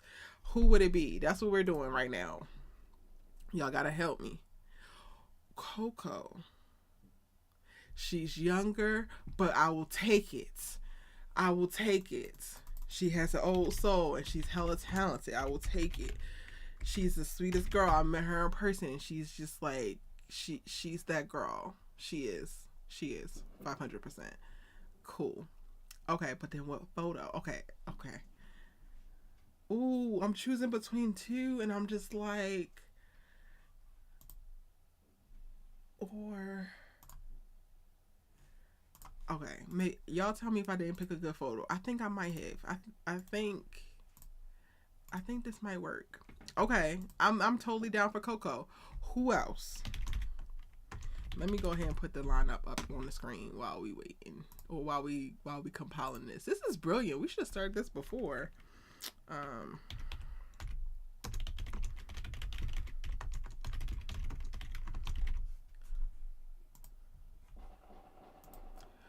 They gotta chill with these guns. I love you, Baltimore, but y'all gotta chill. Okay. Baby.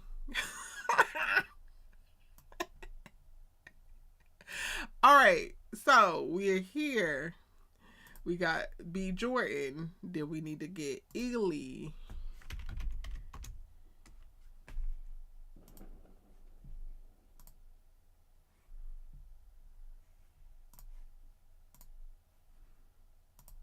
Bruh. Okay. Jordan, Ely. Then we gotta get Coco. Who else? Like, are we doing like 6 people as the main cast? So we got a true ensemble.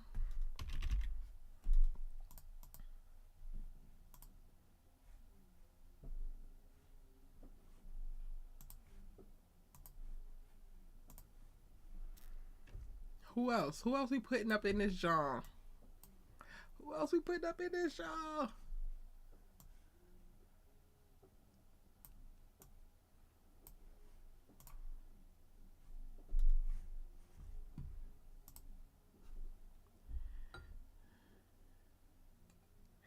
I'm going to pass on Damson. I'm going to make an executive decision to scratch Damson. So it's a no, just because of personal things behind the scenes. I'm scratching Damson. But Daniel, I think we're on the same accord, but I just want to confirm. Kaluuya? Are we talking about him? Or are we talking about Ezra? Because the crazy thing is, season 1 and 2 of All American would have got me to get Daniel Ezra booked on anything. But now that we've arrived at season 5, he's still a really great actor. But I'm good. I don't know. Like, I don't know if it's like, maybe it's because Spencer James, like, it's just he's not giving anymore for me, and I don't. So are we talking about Kaluuya or Ezra? Because that's going to indicate where I vote. Y'all gotta clarify. Keish, I can't do Damson Idris. I can't do it, boo. I'm sorry.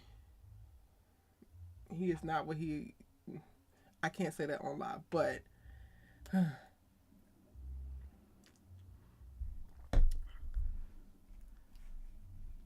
Okay, Daniel Kaluuya.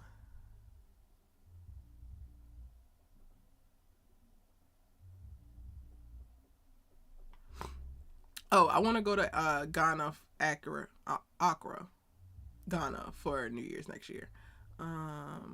You love Carrie. We have a visual of the green eye van, and we don't need it.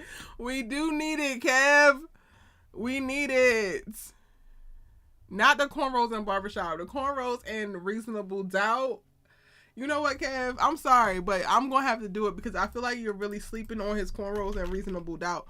And you're really, like, kind of hating. And I don't really like that. So, I'm going to take it down. But, like,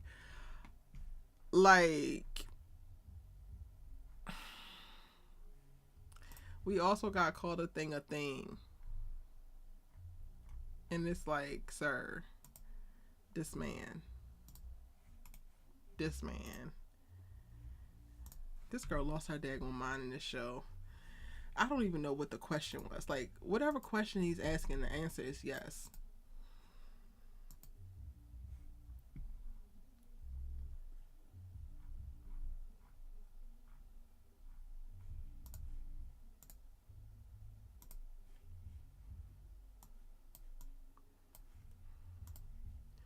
Big Kev.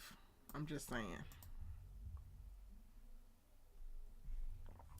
Okay, I'm gonna put it away, but I'm just saying, Big Kev. I'm just saying.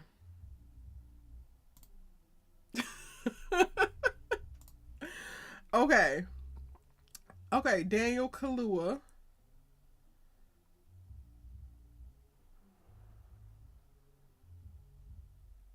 A Michael Vision board.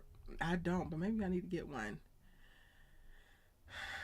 Okay, Daniel Kaluuya. Okay, so that's already.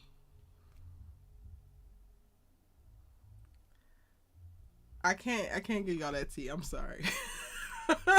I can't do that. I would if I could. I cannot. Okay, Daniel Kaluuya. Let me get a photo of him.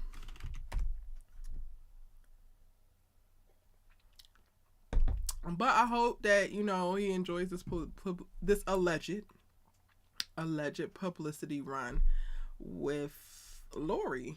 I hope that he enjoys it and he gets everything that he possibly could want out of it.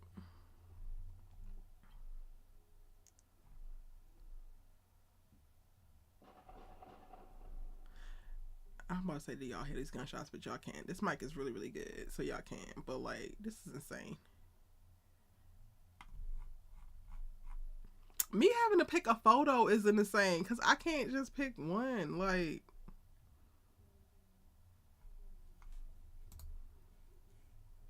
okay, his skin looks really good here, so we're just gonna go with this. This is giving more fashion icon, so I'm fine with it.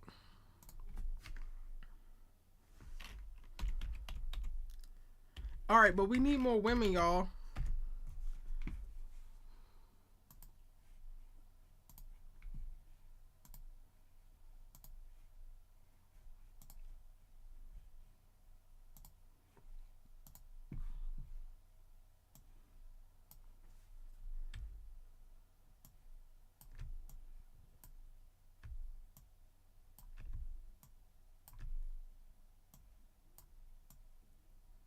Okay, we got well, not too many men, but we got 3 men and only 1 woman so far. So, like, who else are we doing? Not the Martin boys. What else has Daniel Ezra done? Keish, I haven't seen anything else he's been in.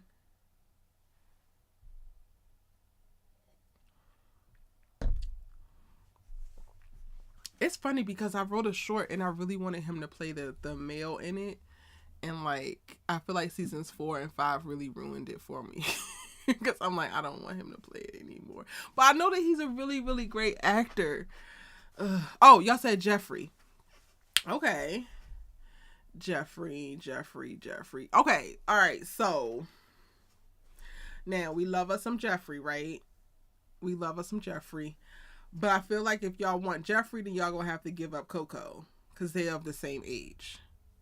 And we trying to meld. We trying to blend.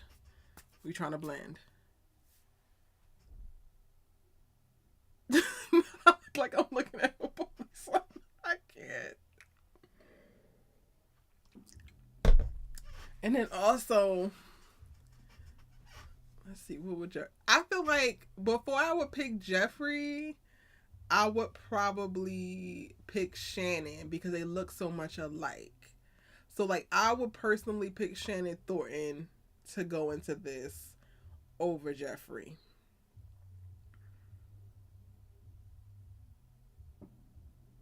But we also need one of the women from the older generation of black girls. So like we need a Gabrielle, a Sanaa, a Carrie. Let me look at these damn casts.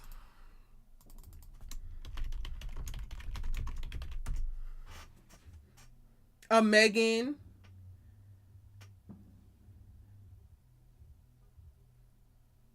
A Taraji. One of them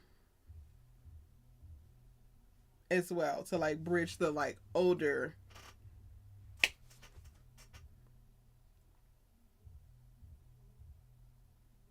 This is hard.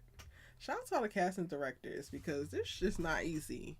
If we only got 6 spots, I feel like I'm already about to make some trades.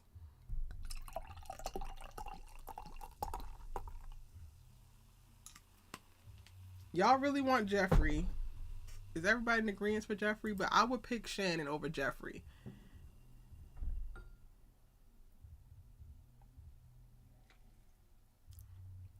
Keish, DM me the list of them. Do you know where they're streaming? Because I will watch them.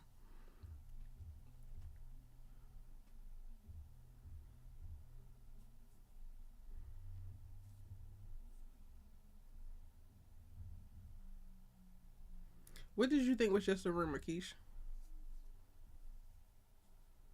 Yes. And I love Harlem for her because it's one of the shows that actually gets to like let her play in what people expect her to be, but then also inject a lot of her personality as well. Like I love this for her. And then also she's getting a direct, like she's really as an artist being able to branch out. Hollywood has kept her in this space for so long of like she can only be this thing. And Megan is so much more. She's so talented, and I feel like Harlem is becoming a really great gateway to like showing the world so much more of her. I love the show for her. Okay. Well, maybe we gotta come up with the plot before we can finish casting. Because I'm also like, all right, I also gotta figure out who gets assigned what. And Big Kev was talking about Coco need to be the lead, and we gotta figure out what Coco doing before I can say yes, Coco can be the lead. Um. Okay. So, damn, I'm on the spot. Let me think.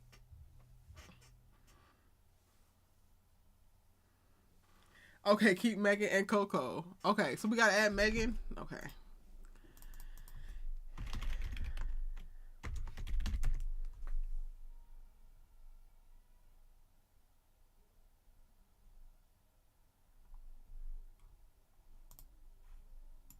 She's so pretty. And she looks the exact same in person. Like, Megan is ridiculous. Like, the way she's so stunning is like, girl, how in the hell? How in the hell is this possible? How do you maintain this, boo?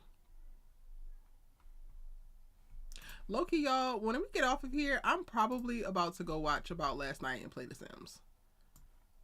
Because I really love that movie so much. And I really want that era of, like, film to come back. I love the critical acclaim, yada, yada, yada, boop-de boop, and everything. Like, cool, act down and all that. But also, give me black people just living, being, and doing. And make it relatable. Okay. Megan. So she will be from the era of the typical black heartthrobby women. Cool. So now we can do, I feel like we also need to do like a quirky, unexpected as well.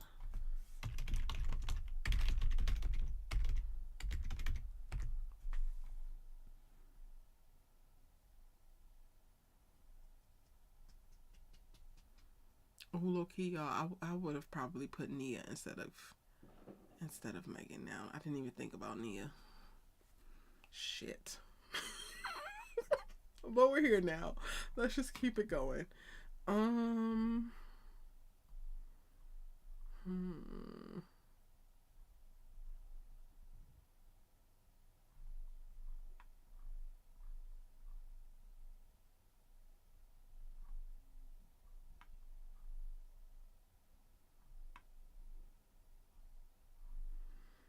I'm stressed. It's so many phenomenal actresses.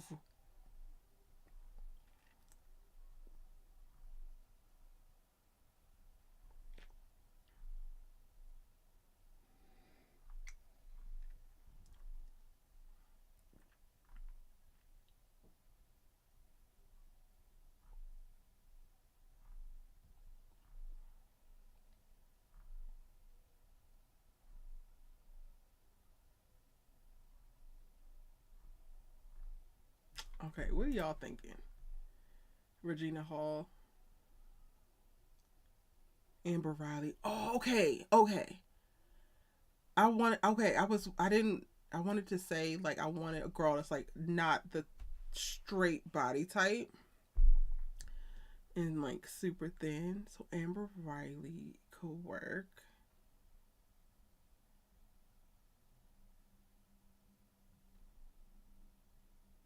Kevin and Regina were like everything about last night just makes me feel good watching it. I want to live in it, honestly. It's such a just interesting romantic jolt into like what it's like to date and like fumble about finding love while also trying to find yourself. Okay, let me pull this picture of Amber Riley while it's on my mind. I'm so glad y'all said her.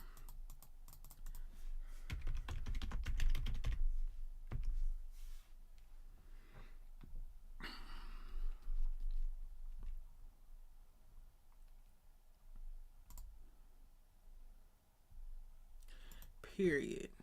Body. Love it.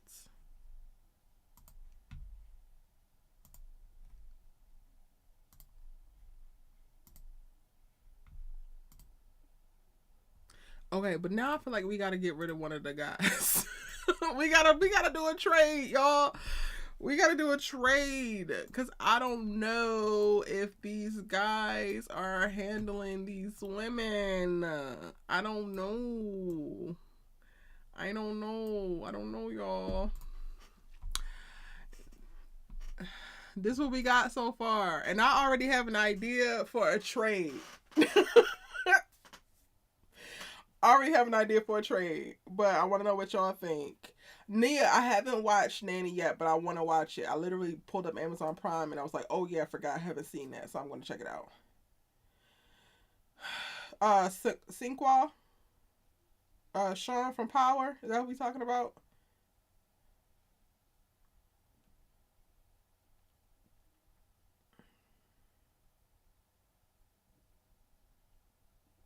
Yeah, he's giving. He's in a romantic comedy with Karen Oblum and Christina Milian on Netflix, which wasn't that bad. It's Resort to Love, I think is what it's called. Okay, but okay, y'all. Who else would y'all want on the list that's not on the list now? Because we about to have to put forward some people if we want to trade. I want to reveal what I think, but I want to see if y'all gonna say the same person name. So for men, who else would you want to see on the list? Not necessarily saying who we gonna trade just right now, but like throw out some male actor names, and I want to see if anybody else is gonna say who I'm about to say.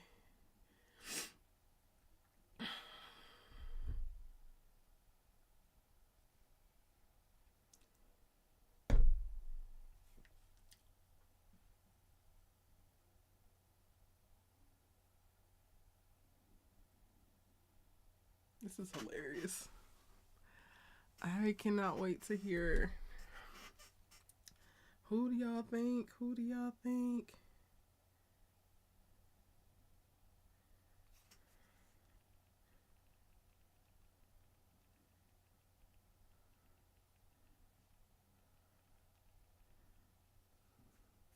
No, age don't matter. Whatever. Like, just whoever. I don't know if anybody's gonna say this guy, but I feel like when I say it, y'all gonna be like, oh, yup. Yup.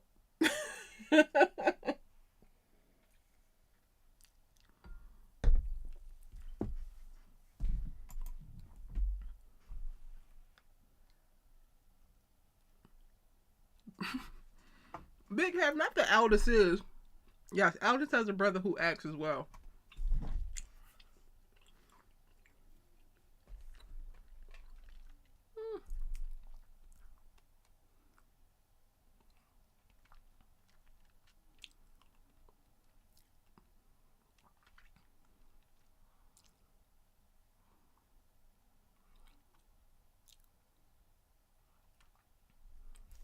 Y'all, I don't want to reveal. Y'all want to, you want to do Aldous as well?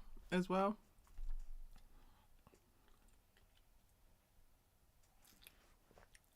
Oh, you said Aldous. I'm thinking his last name is Hodge, so it would be Hodges. I cannot. It's too late. Clearly, I'm delusional. Y'all say Aldous? I didn't even think of him, but no.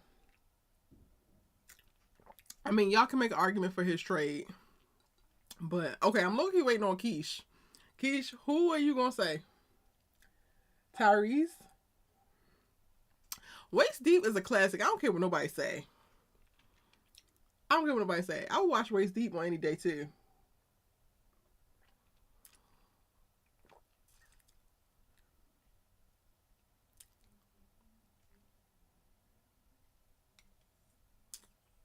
Okay, Keish, you saying yeah. I would like to submit for y'all's consideration Winston Duke.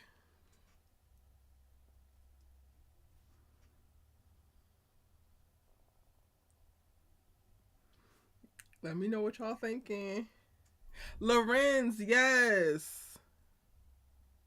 I was just thinking after watching The Best Man, I was like, I kind of need Lorenz and Nia to run Love Jones back. Like, I'm gonna need what they doing now. I feel like we need a male with some weight on him. So I feel like Winston need to be in the mix somewhere. So who we trading? Or are we expanding the cast to 8? Because I mean, Michael, Daniel, and Michael and Winston, I could see that as like some little foursome. If Nia says I like Winston, but IDK. Michael B can go. Michael B can go. Okay, I gotta get running of Michaels. Okay, which Michael would I want to get rid of for Winston? Okay, while I'm thinking, let me find a photo for Winston.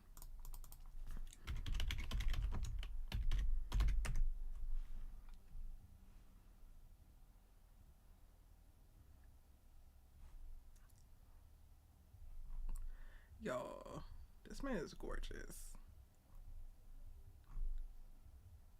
I can't. Just pick one, Erica. Just pick a damn photo.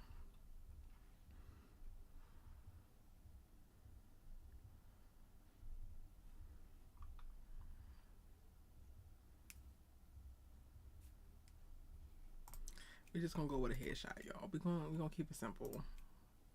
Because my God.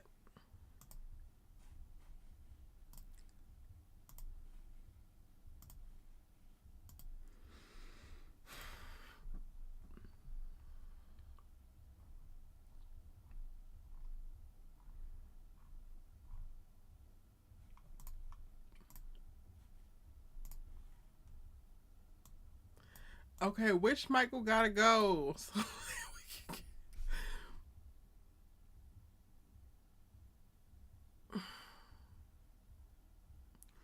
I don't like this anymore, y'all. Cause I want Michael B. Jordan in more rom-coms, but like my go-to would be Ely, so that means I would have to get rid of him. Okay, we just need another woman, cause I feel like these gonna have to be a foursome. I don't want to get rid of either one of them. The whole thing did start because of Michael B. Jordan. We are literally supposed to come up with a cast for him.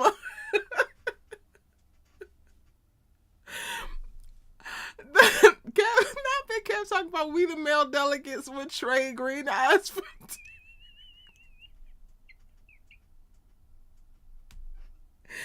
You just want to get him gone, Big Kev, and you have to stop it.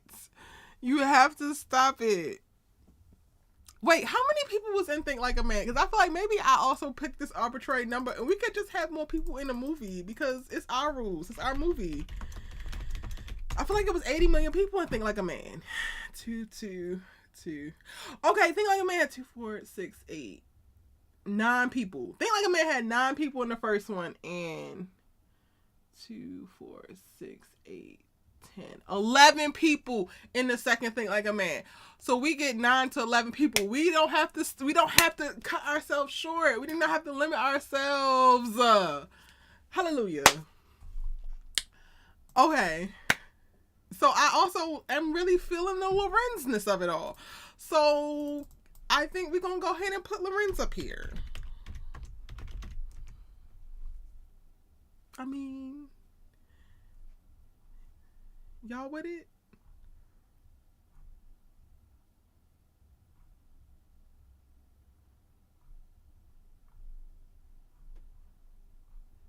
He's another one. Very sweet in person.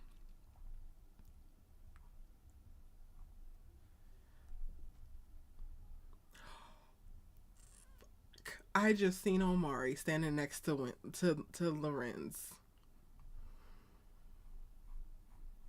Y'all, I forgot about Omari. Now I am confuddled. Y'all, nobody said Omari Hardrick. What is wrong with us?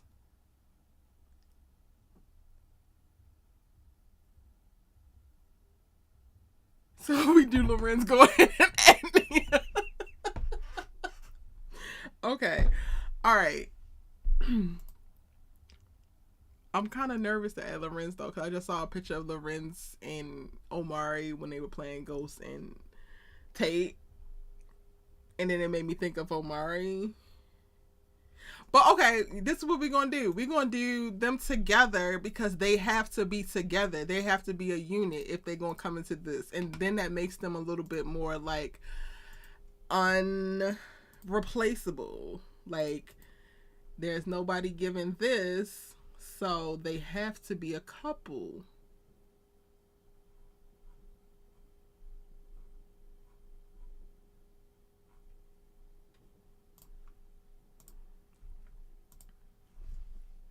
Okay, cool. We can make that happen. But then, y'all, I still have a question of why didn't we think of Omari?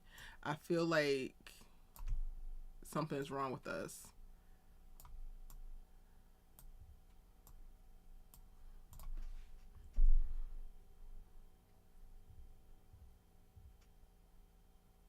How many men is it? 2, 4. We need more women. How many more people we got? 1, 2, 3, 4, 5, 6, 8. Okay, we get 2 more people. 2 more, y'all. Omari doesn't give you rom com vibes at all. I'm sorry, him as Andre and being Mary Jane, like while he was raggedy, my God, I wanted to be in that toxic relationship with him.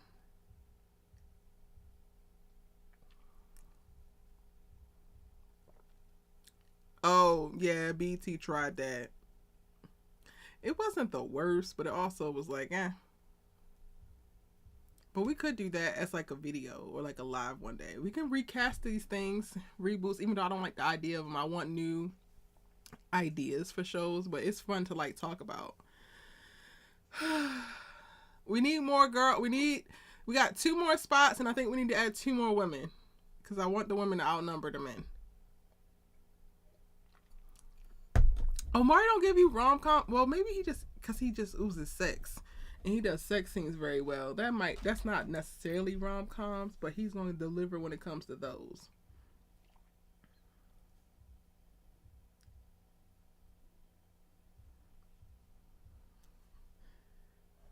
He was so raggedy. He was so raggedy, but still. Ooh, I love me some Journey, y'all. I love me some Journey. And I think she needs redemption after Temptation. So I'm here for it. Are y'all in agreement about Journey? Cause of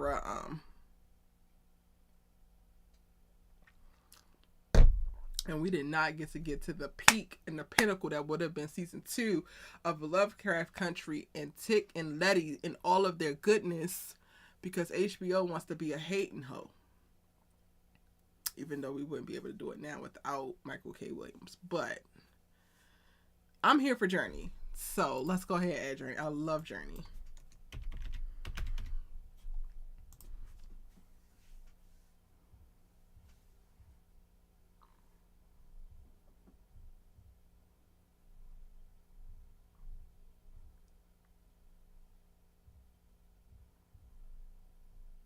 She's so pretty.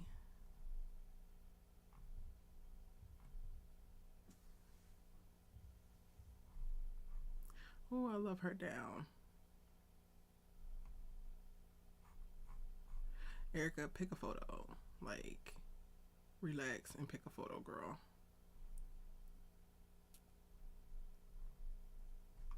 Okay, let's just do this one. Why in the hell not?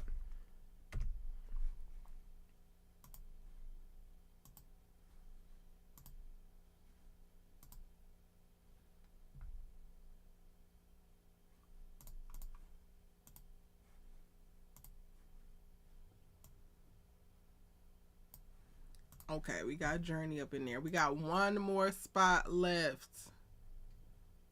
Lupita. We want to get a last spot to Lupita. I don't know. Does Lupita give me love? I mean, of course, love, Erica. That was very stupid to say. Does she give me rom-com?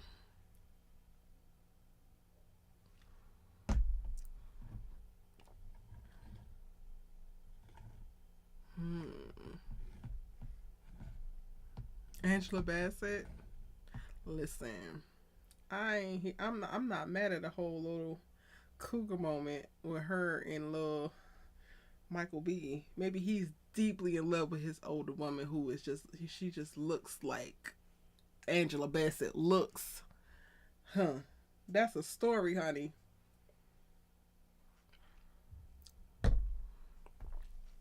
Yara Shahidi. Mm.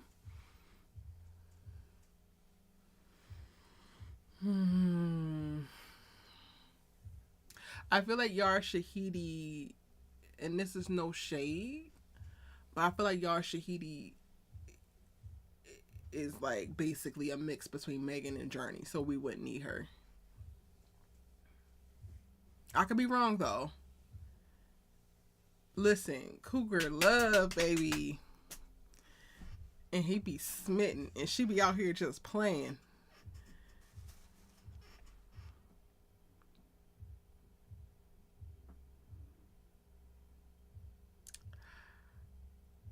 Okay, because Trevor Jackson. So I have a story, but it's not really like a story, but like Yo, the way I was obsessed with Superfly when it came out, and it's not all that great, but it's not bad either. I really enjoyed that. I will also rewatch that quite a bit. I thought that he did a really great job and he transformed. And I was like, it had me looking at him different because I'm like, Trevor. But then why did Superfly come out and then 2 months later, or like maybe a month later, I was producing, working with another YouTuber and I was producing her. And then she got this deal that we did with Attention, and it was for promo for Grownish. So basically I was working and producing the interviews that she did to interview the cast, and we had a day that we were just shooting this, and it was like all of the like basically like after shows. She did this after show for Attention that would come on like Twitter and like Facebook or whatever for every episode of Grownish. So when it got to the Trevor one, like he was featured on, I think he was featured on 2 of them because they had the cast come in or whatever. That's when I got to meet Chloe and Bailey and Chloe and Haley Bailey and all of them, right? Trevor was so dope, but then he also invited us back to his house. And I was like, wait a minute, he's younger than me. And I'm like, not this boy. Like, and his vibe is very, he's fine, but he also carries himself in a way of like, oh yeah, I'm attracted to you. And I was like sitting in his apartment like, what the hell? I gotta get the hell up out of here, because I was just looking at you on Superfly like, okay, and then you basically matched that same energy. Like, he wasn't a pimp, of course, in real life, but he matched that same energy in real life, and I was like, I don't like this. This is making me uncomfortable. I got to go. He's really sweet. Really cool, down to earth. It was so random. Like, I'm like, yo, how the hell did we end up at your house? But it was cool when we just kicked it. He gave me some damn socks because we had to take our shoes off in his house, and I think I was wearing sandals or something. So he gave me his damn socks because my feet was cold. Trevor is actually a good actor. If he gets the right project, he could take off for sure. He's dope. He's very friendly and very flirty, but he's dope. Keish, I'm up in there like, wait a damn minute. And I do a really, really, really, really great job of like keeping myself composed. I don't really get like starstruck or anything. So I wasn't really starstruck, but I was definitely attracted to him. And I was just like, okay, I got to go because I don't like that. I was too close. I don't think I would have folded, but I was too close to being ready to fold, and I don't be operating from that space. So I was just like, what are you doing? It's time to go. And then also some other tea happened. Not with me, but like, so that also shifted things, but I can't share that. But he's fire. Not folded like freshly washed laundry. It was a setup for me too. I held it down. My knee, I was like, you stand up. I was telling myself, stand up. I did not fold. I was not going to fold. But it's probably the closest that I have been in a while to folding. Not y'all calling me out. So all I have to say, I ain't mad at Trevor. I don't know how his vibe would fit as the last one in this group, but I ain't mad at it. Okay. Are y'all voting for Trevor? I feel like we could probably do some, not better, but we could probably make a stronger selection. He said I would have no shame.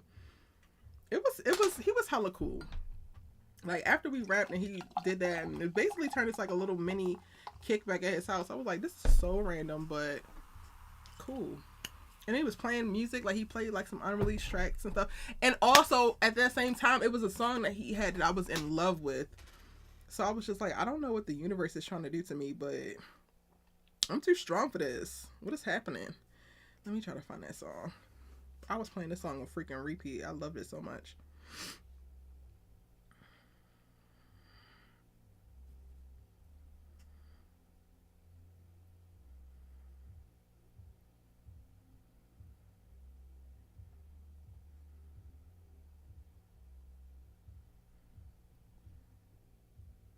Is it Apocalypse? What the hell is it called? Hold on, I don't want to get copyright.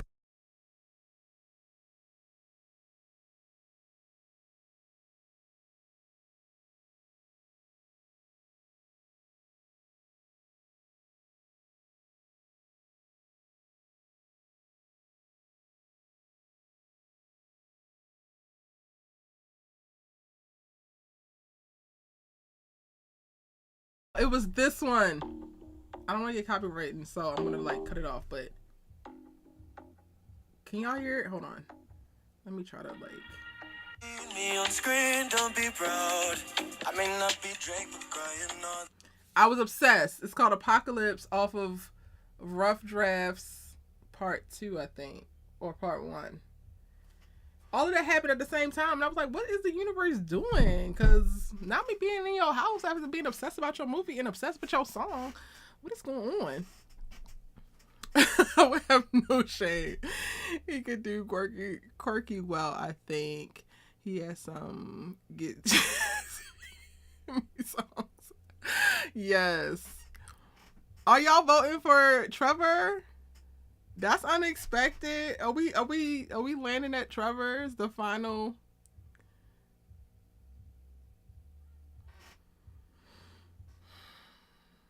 Anybody else? Anybody want to put up as tribute?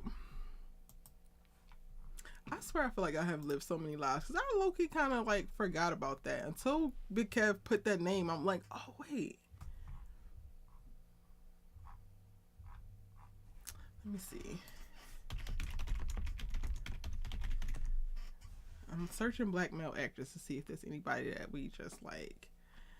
I feel like an honorable mention, but I wouldn't put him on a list, would be Lance Gross because I definitely forgot about him, but I love him. He's definitely rom-com-y.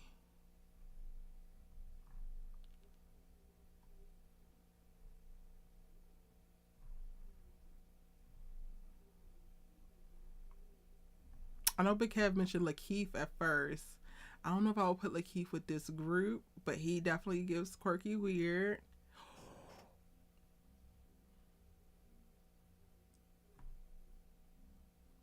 Kofi, y'all. And Trevante. What the? We only got one spot. We only have one spot. But Kofi and Trevante, we didn't even bring them up. Like, they're what? What are we doing? Are we sleepy? What is happening? Oh, now I didn't. I shouldn't have Googled black male actors. I know who my vote is gonna be for. So y'all gotta come and give me some more. Fuck! I just seen another one. It's like that dang movie. I see white people. I see fine black men. I can't. Y'all, I have like 4 that I will put in this spot in a heartbeat. Bruh.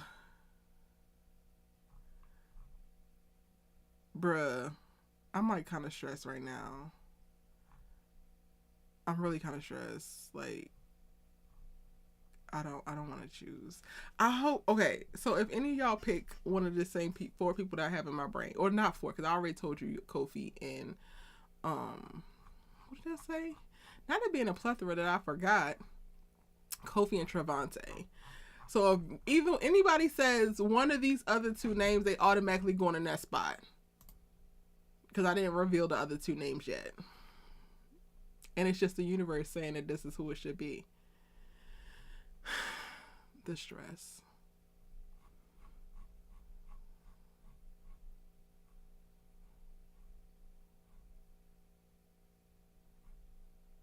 The stress. Love Kofi, but he don't give you rom-com either? Okay.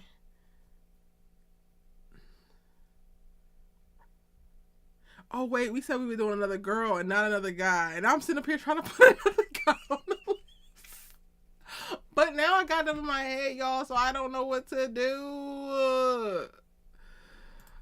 I didn't went on to another guy, and I forgot that we were searching for women, so now I'm distracted, y'all.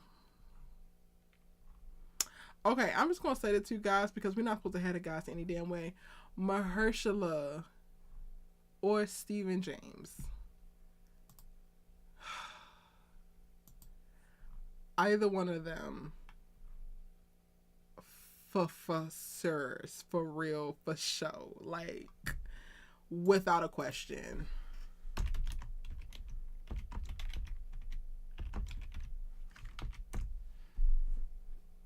Without a freaking question. Ugh, I'm stressed.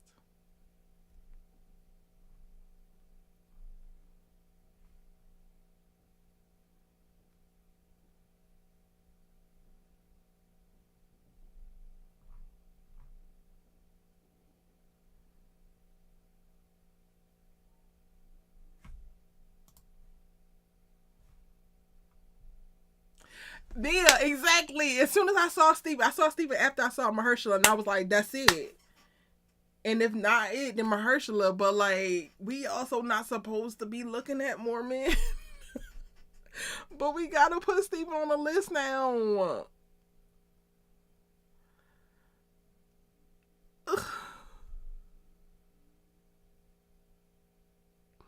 I need Tyler Perry to make this movie because he's the only one who can go and pay everybody to be in this damn movie, and we can have like 22 men and 22 women. And you know what? I don't even care what the stories say. I just want to look at them all together.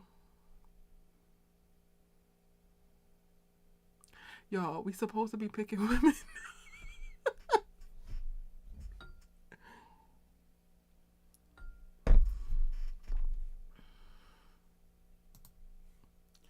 I am at a loss.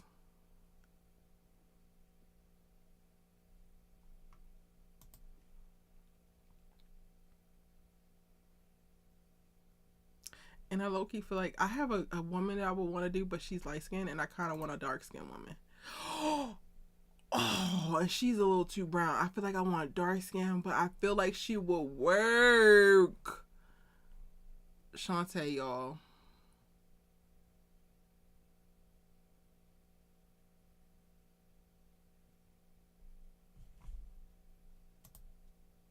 Shantae Adams.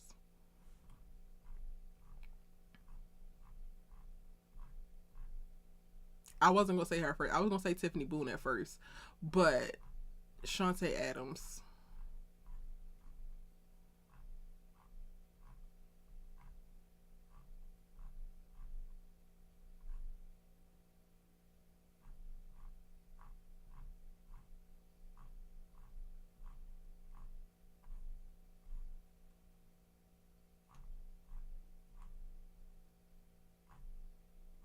Ooh, my! I totally forgot about her.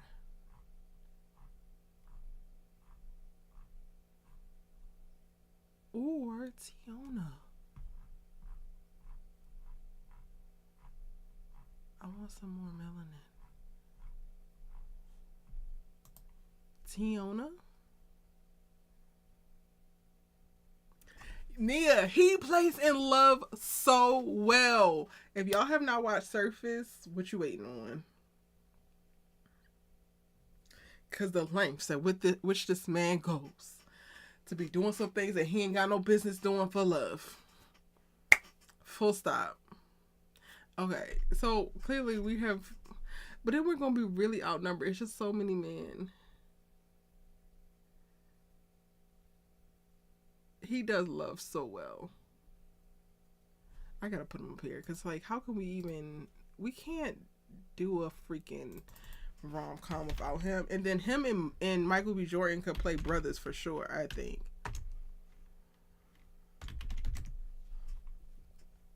And don't be brothers that want to get the same woman. Oh, I love it. I love black men competing for a black woman now. Yes, I'm biased. I don't care.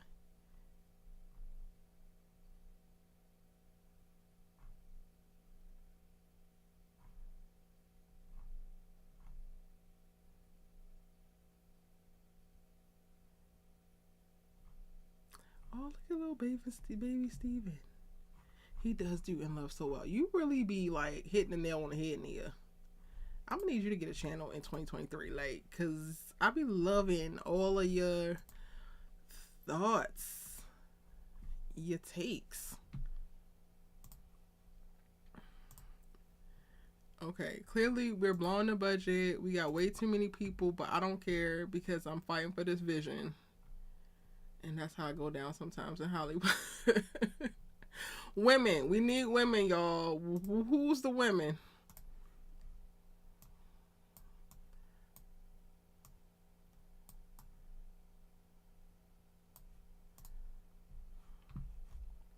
All right, I'm closing off this tab for men because we're done with them. I feel like Teyonah Parris could be cool.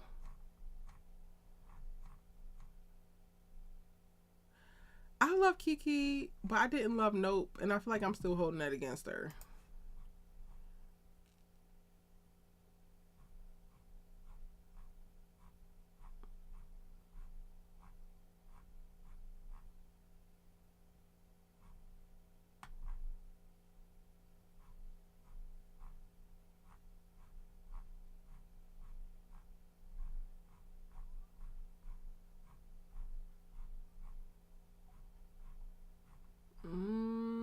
What do we feel about Shantae Adams? Are y'all here for Shantae or no? Don't do Kiki like that, Keish.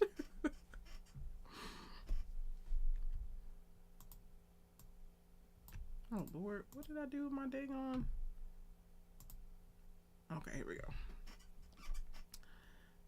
Are we not here for Shantae? This cast is like entirely too big, but we're here now.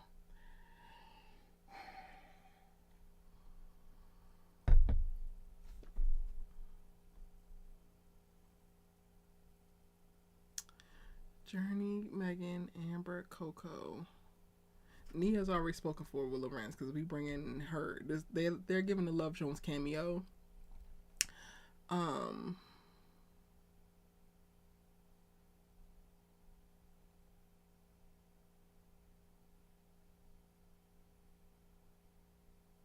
I don't know. I really like Shantae. Nope had me looking at the sky too, and I was looking at clouds like, oh hell no, something on the house. But also, I feel like it was way too overhyped. Yeah, Tiana was really great in Survivor's Remorse. Issa, okay. Unpopular opinion.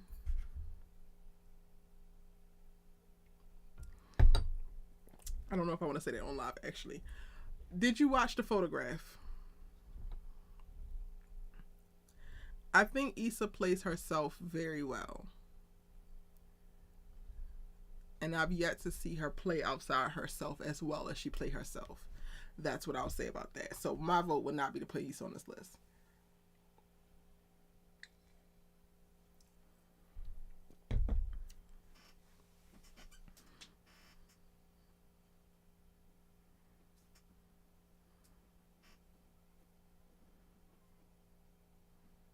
You said no to Issa. You don't even have to say it.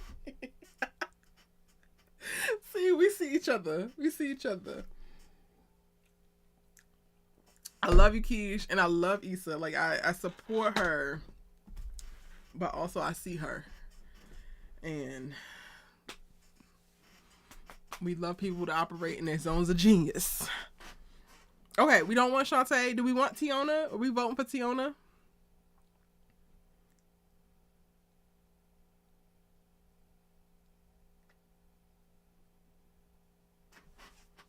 If y'all not sure. Shantae looks really good in this photo, so I feel like that's also selling me on her.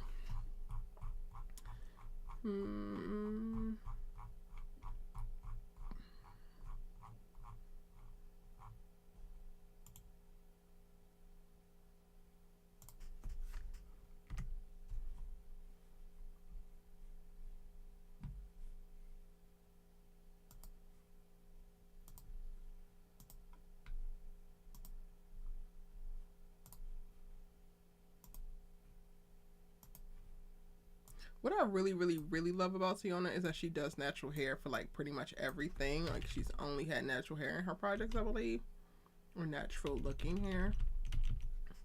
This is a freaking inspo for sure. Okay, so we got Teyonah. She's a lot lighter on that photo than she is in real life, but cool. Is this it? Is this where we're at? Clearly this is gonna be a male-led rom-com, which I ain't really mad at from the male's perspective, I suppose. This ain't too bad. We ain't do too bad, y'all. We got way too many people, but you know, this could also be the first of its kind. And hey, Think Like a Man did really well, so why minus well? Minus well. 2, 4, 6, 8, and 12.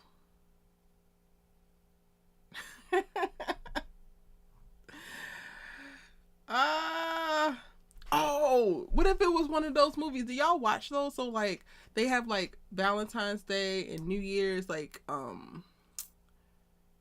was it Jennifer Garner? They have like they used to have those where they were like these little rom-coms that was based around specific holidays. And they were actually really good, but like we could do that and make it black. Yeah, so they had like New Year's Eve, which starred, who was in it? Child, I don't even remember. Are y'all gonna show me the cast or no?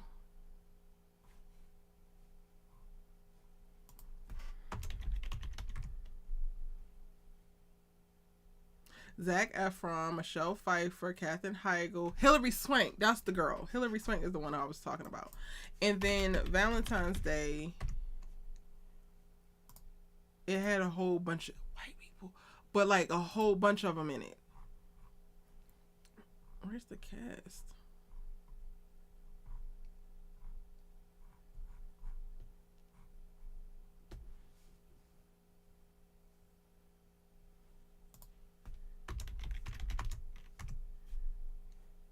Yes, it had Julia Roberts, Anne Hathaway, Jessica Biel, Bradley Cooper, Jamie Foxx, Jennifer Garner, Ashton Kutcher. Like, it had hella people in it. Taylor Lautner, Taylor Swift, Jessica Alba, Emma Roberts, Patrick Dempsey. We could definitely do that and make it black. Like, it had so many people. It had Queen Latifah in it. It had hella people. And ours could be Juneteenth. And it's the random running of these black folks on Juneteenth, and they all are having a day or whatever, like something's going on in their lives, but then they like crash together at a Juneteenth festival, and like some of them fall in love, some of them were dating before, and they have conflict, and it's given. It's given. Y'all, it sounded like y'all need to be in Hollywood producing, because this is all that producing is. I mean, it's more than this, but like concept wise, this is what happens. This is how so many of the films that we see get made.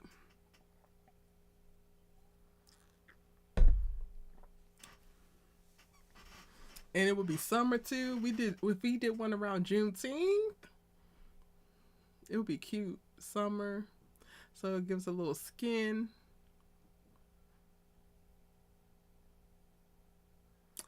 I feel like we got a concept right here, y'all.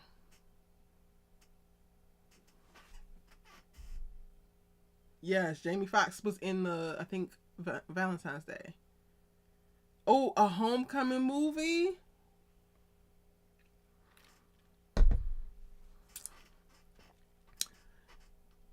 I think that's a vibe. 100%. And it would give us more spaces to include even more people. Maybe your girl could get a cameo or something. Or pop in, not a cameo. We'll get a pop in like, let me be amongst these greats real quick. Hoochie Daddy shorts. Winston Duke, definitely, like, that's what his wardrobe is. All Hoochie Daddy shorts, because his styles are amazing. But yes, Hoochie Daddy shorts would definitely be included. I think these are really great ideas, and this was such a great way to bring in the new year. Shout out to y'all. I appreciate it. Y'all are freaking phenomenal. How y'all feeling about our cast and our film?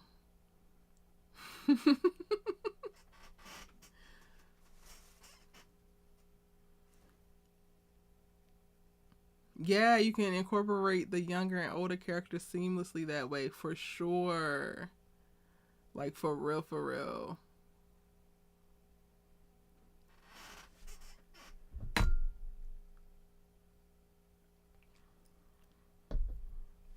I love it. Okay, y'all. Oh, wait. It's New Year's for y'all. Happy New Year, Kev and Nia. I'm 5 minutes late, but Happy New Year.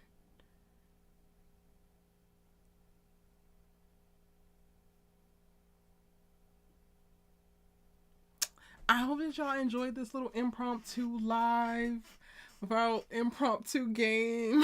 Maybe we need to do some more cast this. That would be really cool. I really enjoyed it. I'm about to hop off of here, y'all, and either go rest or go watch something and play The Sims. I can't really call it. But thank you so much for joining me. Happy New Year. I pray that whatever you have in your heart and your mind coming into this year, it's making its way to you if it has not already. And you are just overwhelmed and overcome with feelings of joy and happiness, grounding and peace. I'm praying for each and every one of you all and your families. Praying for prosperity in this new year and wisdom. And wisdom is having knowledge, but also executing on said knowledge. So praying for that for you, praying for that for me. Again, thank y'all so much for kicking it with me on New Year's Eve. See y'all in my next live and or video. Good night. Yes, prosperous and abundant New Year's. See ya.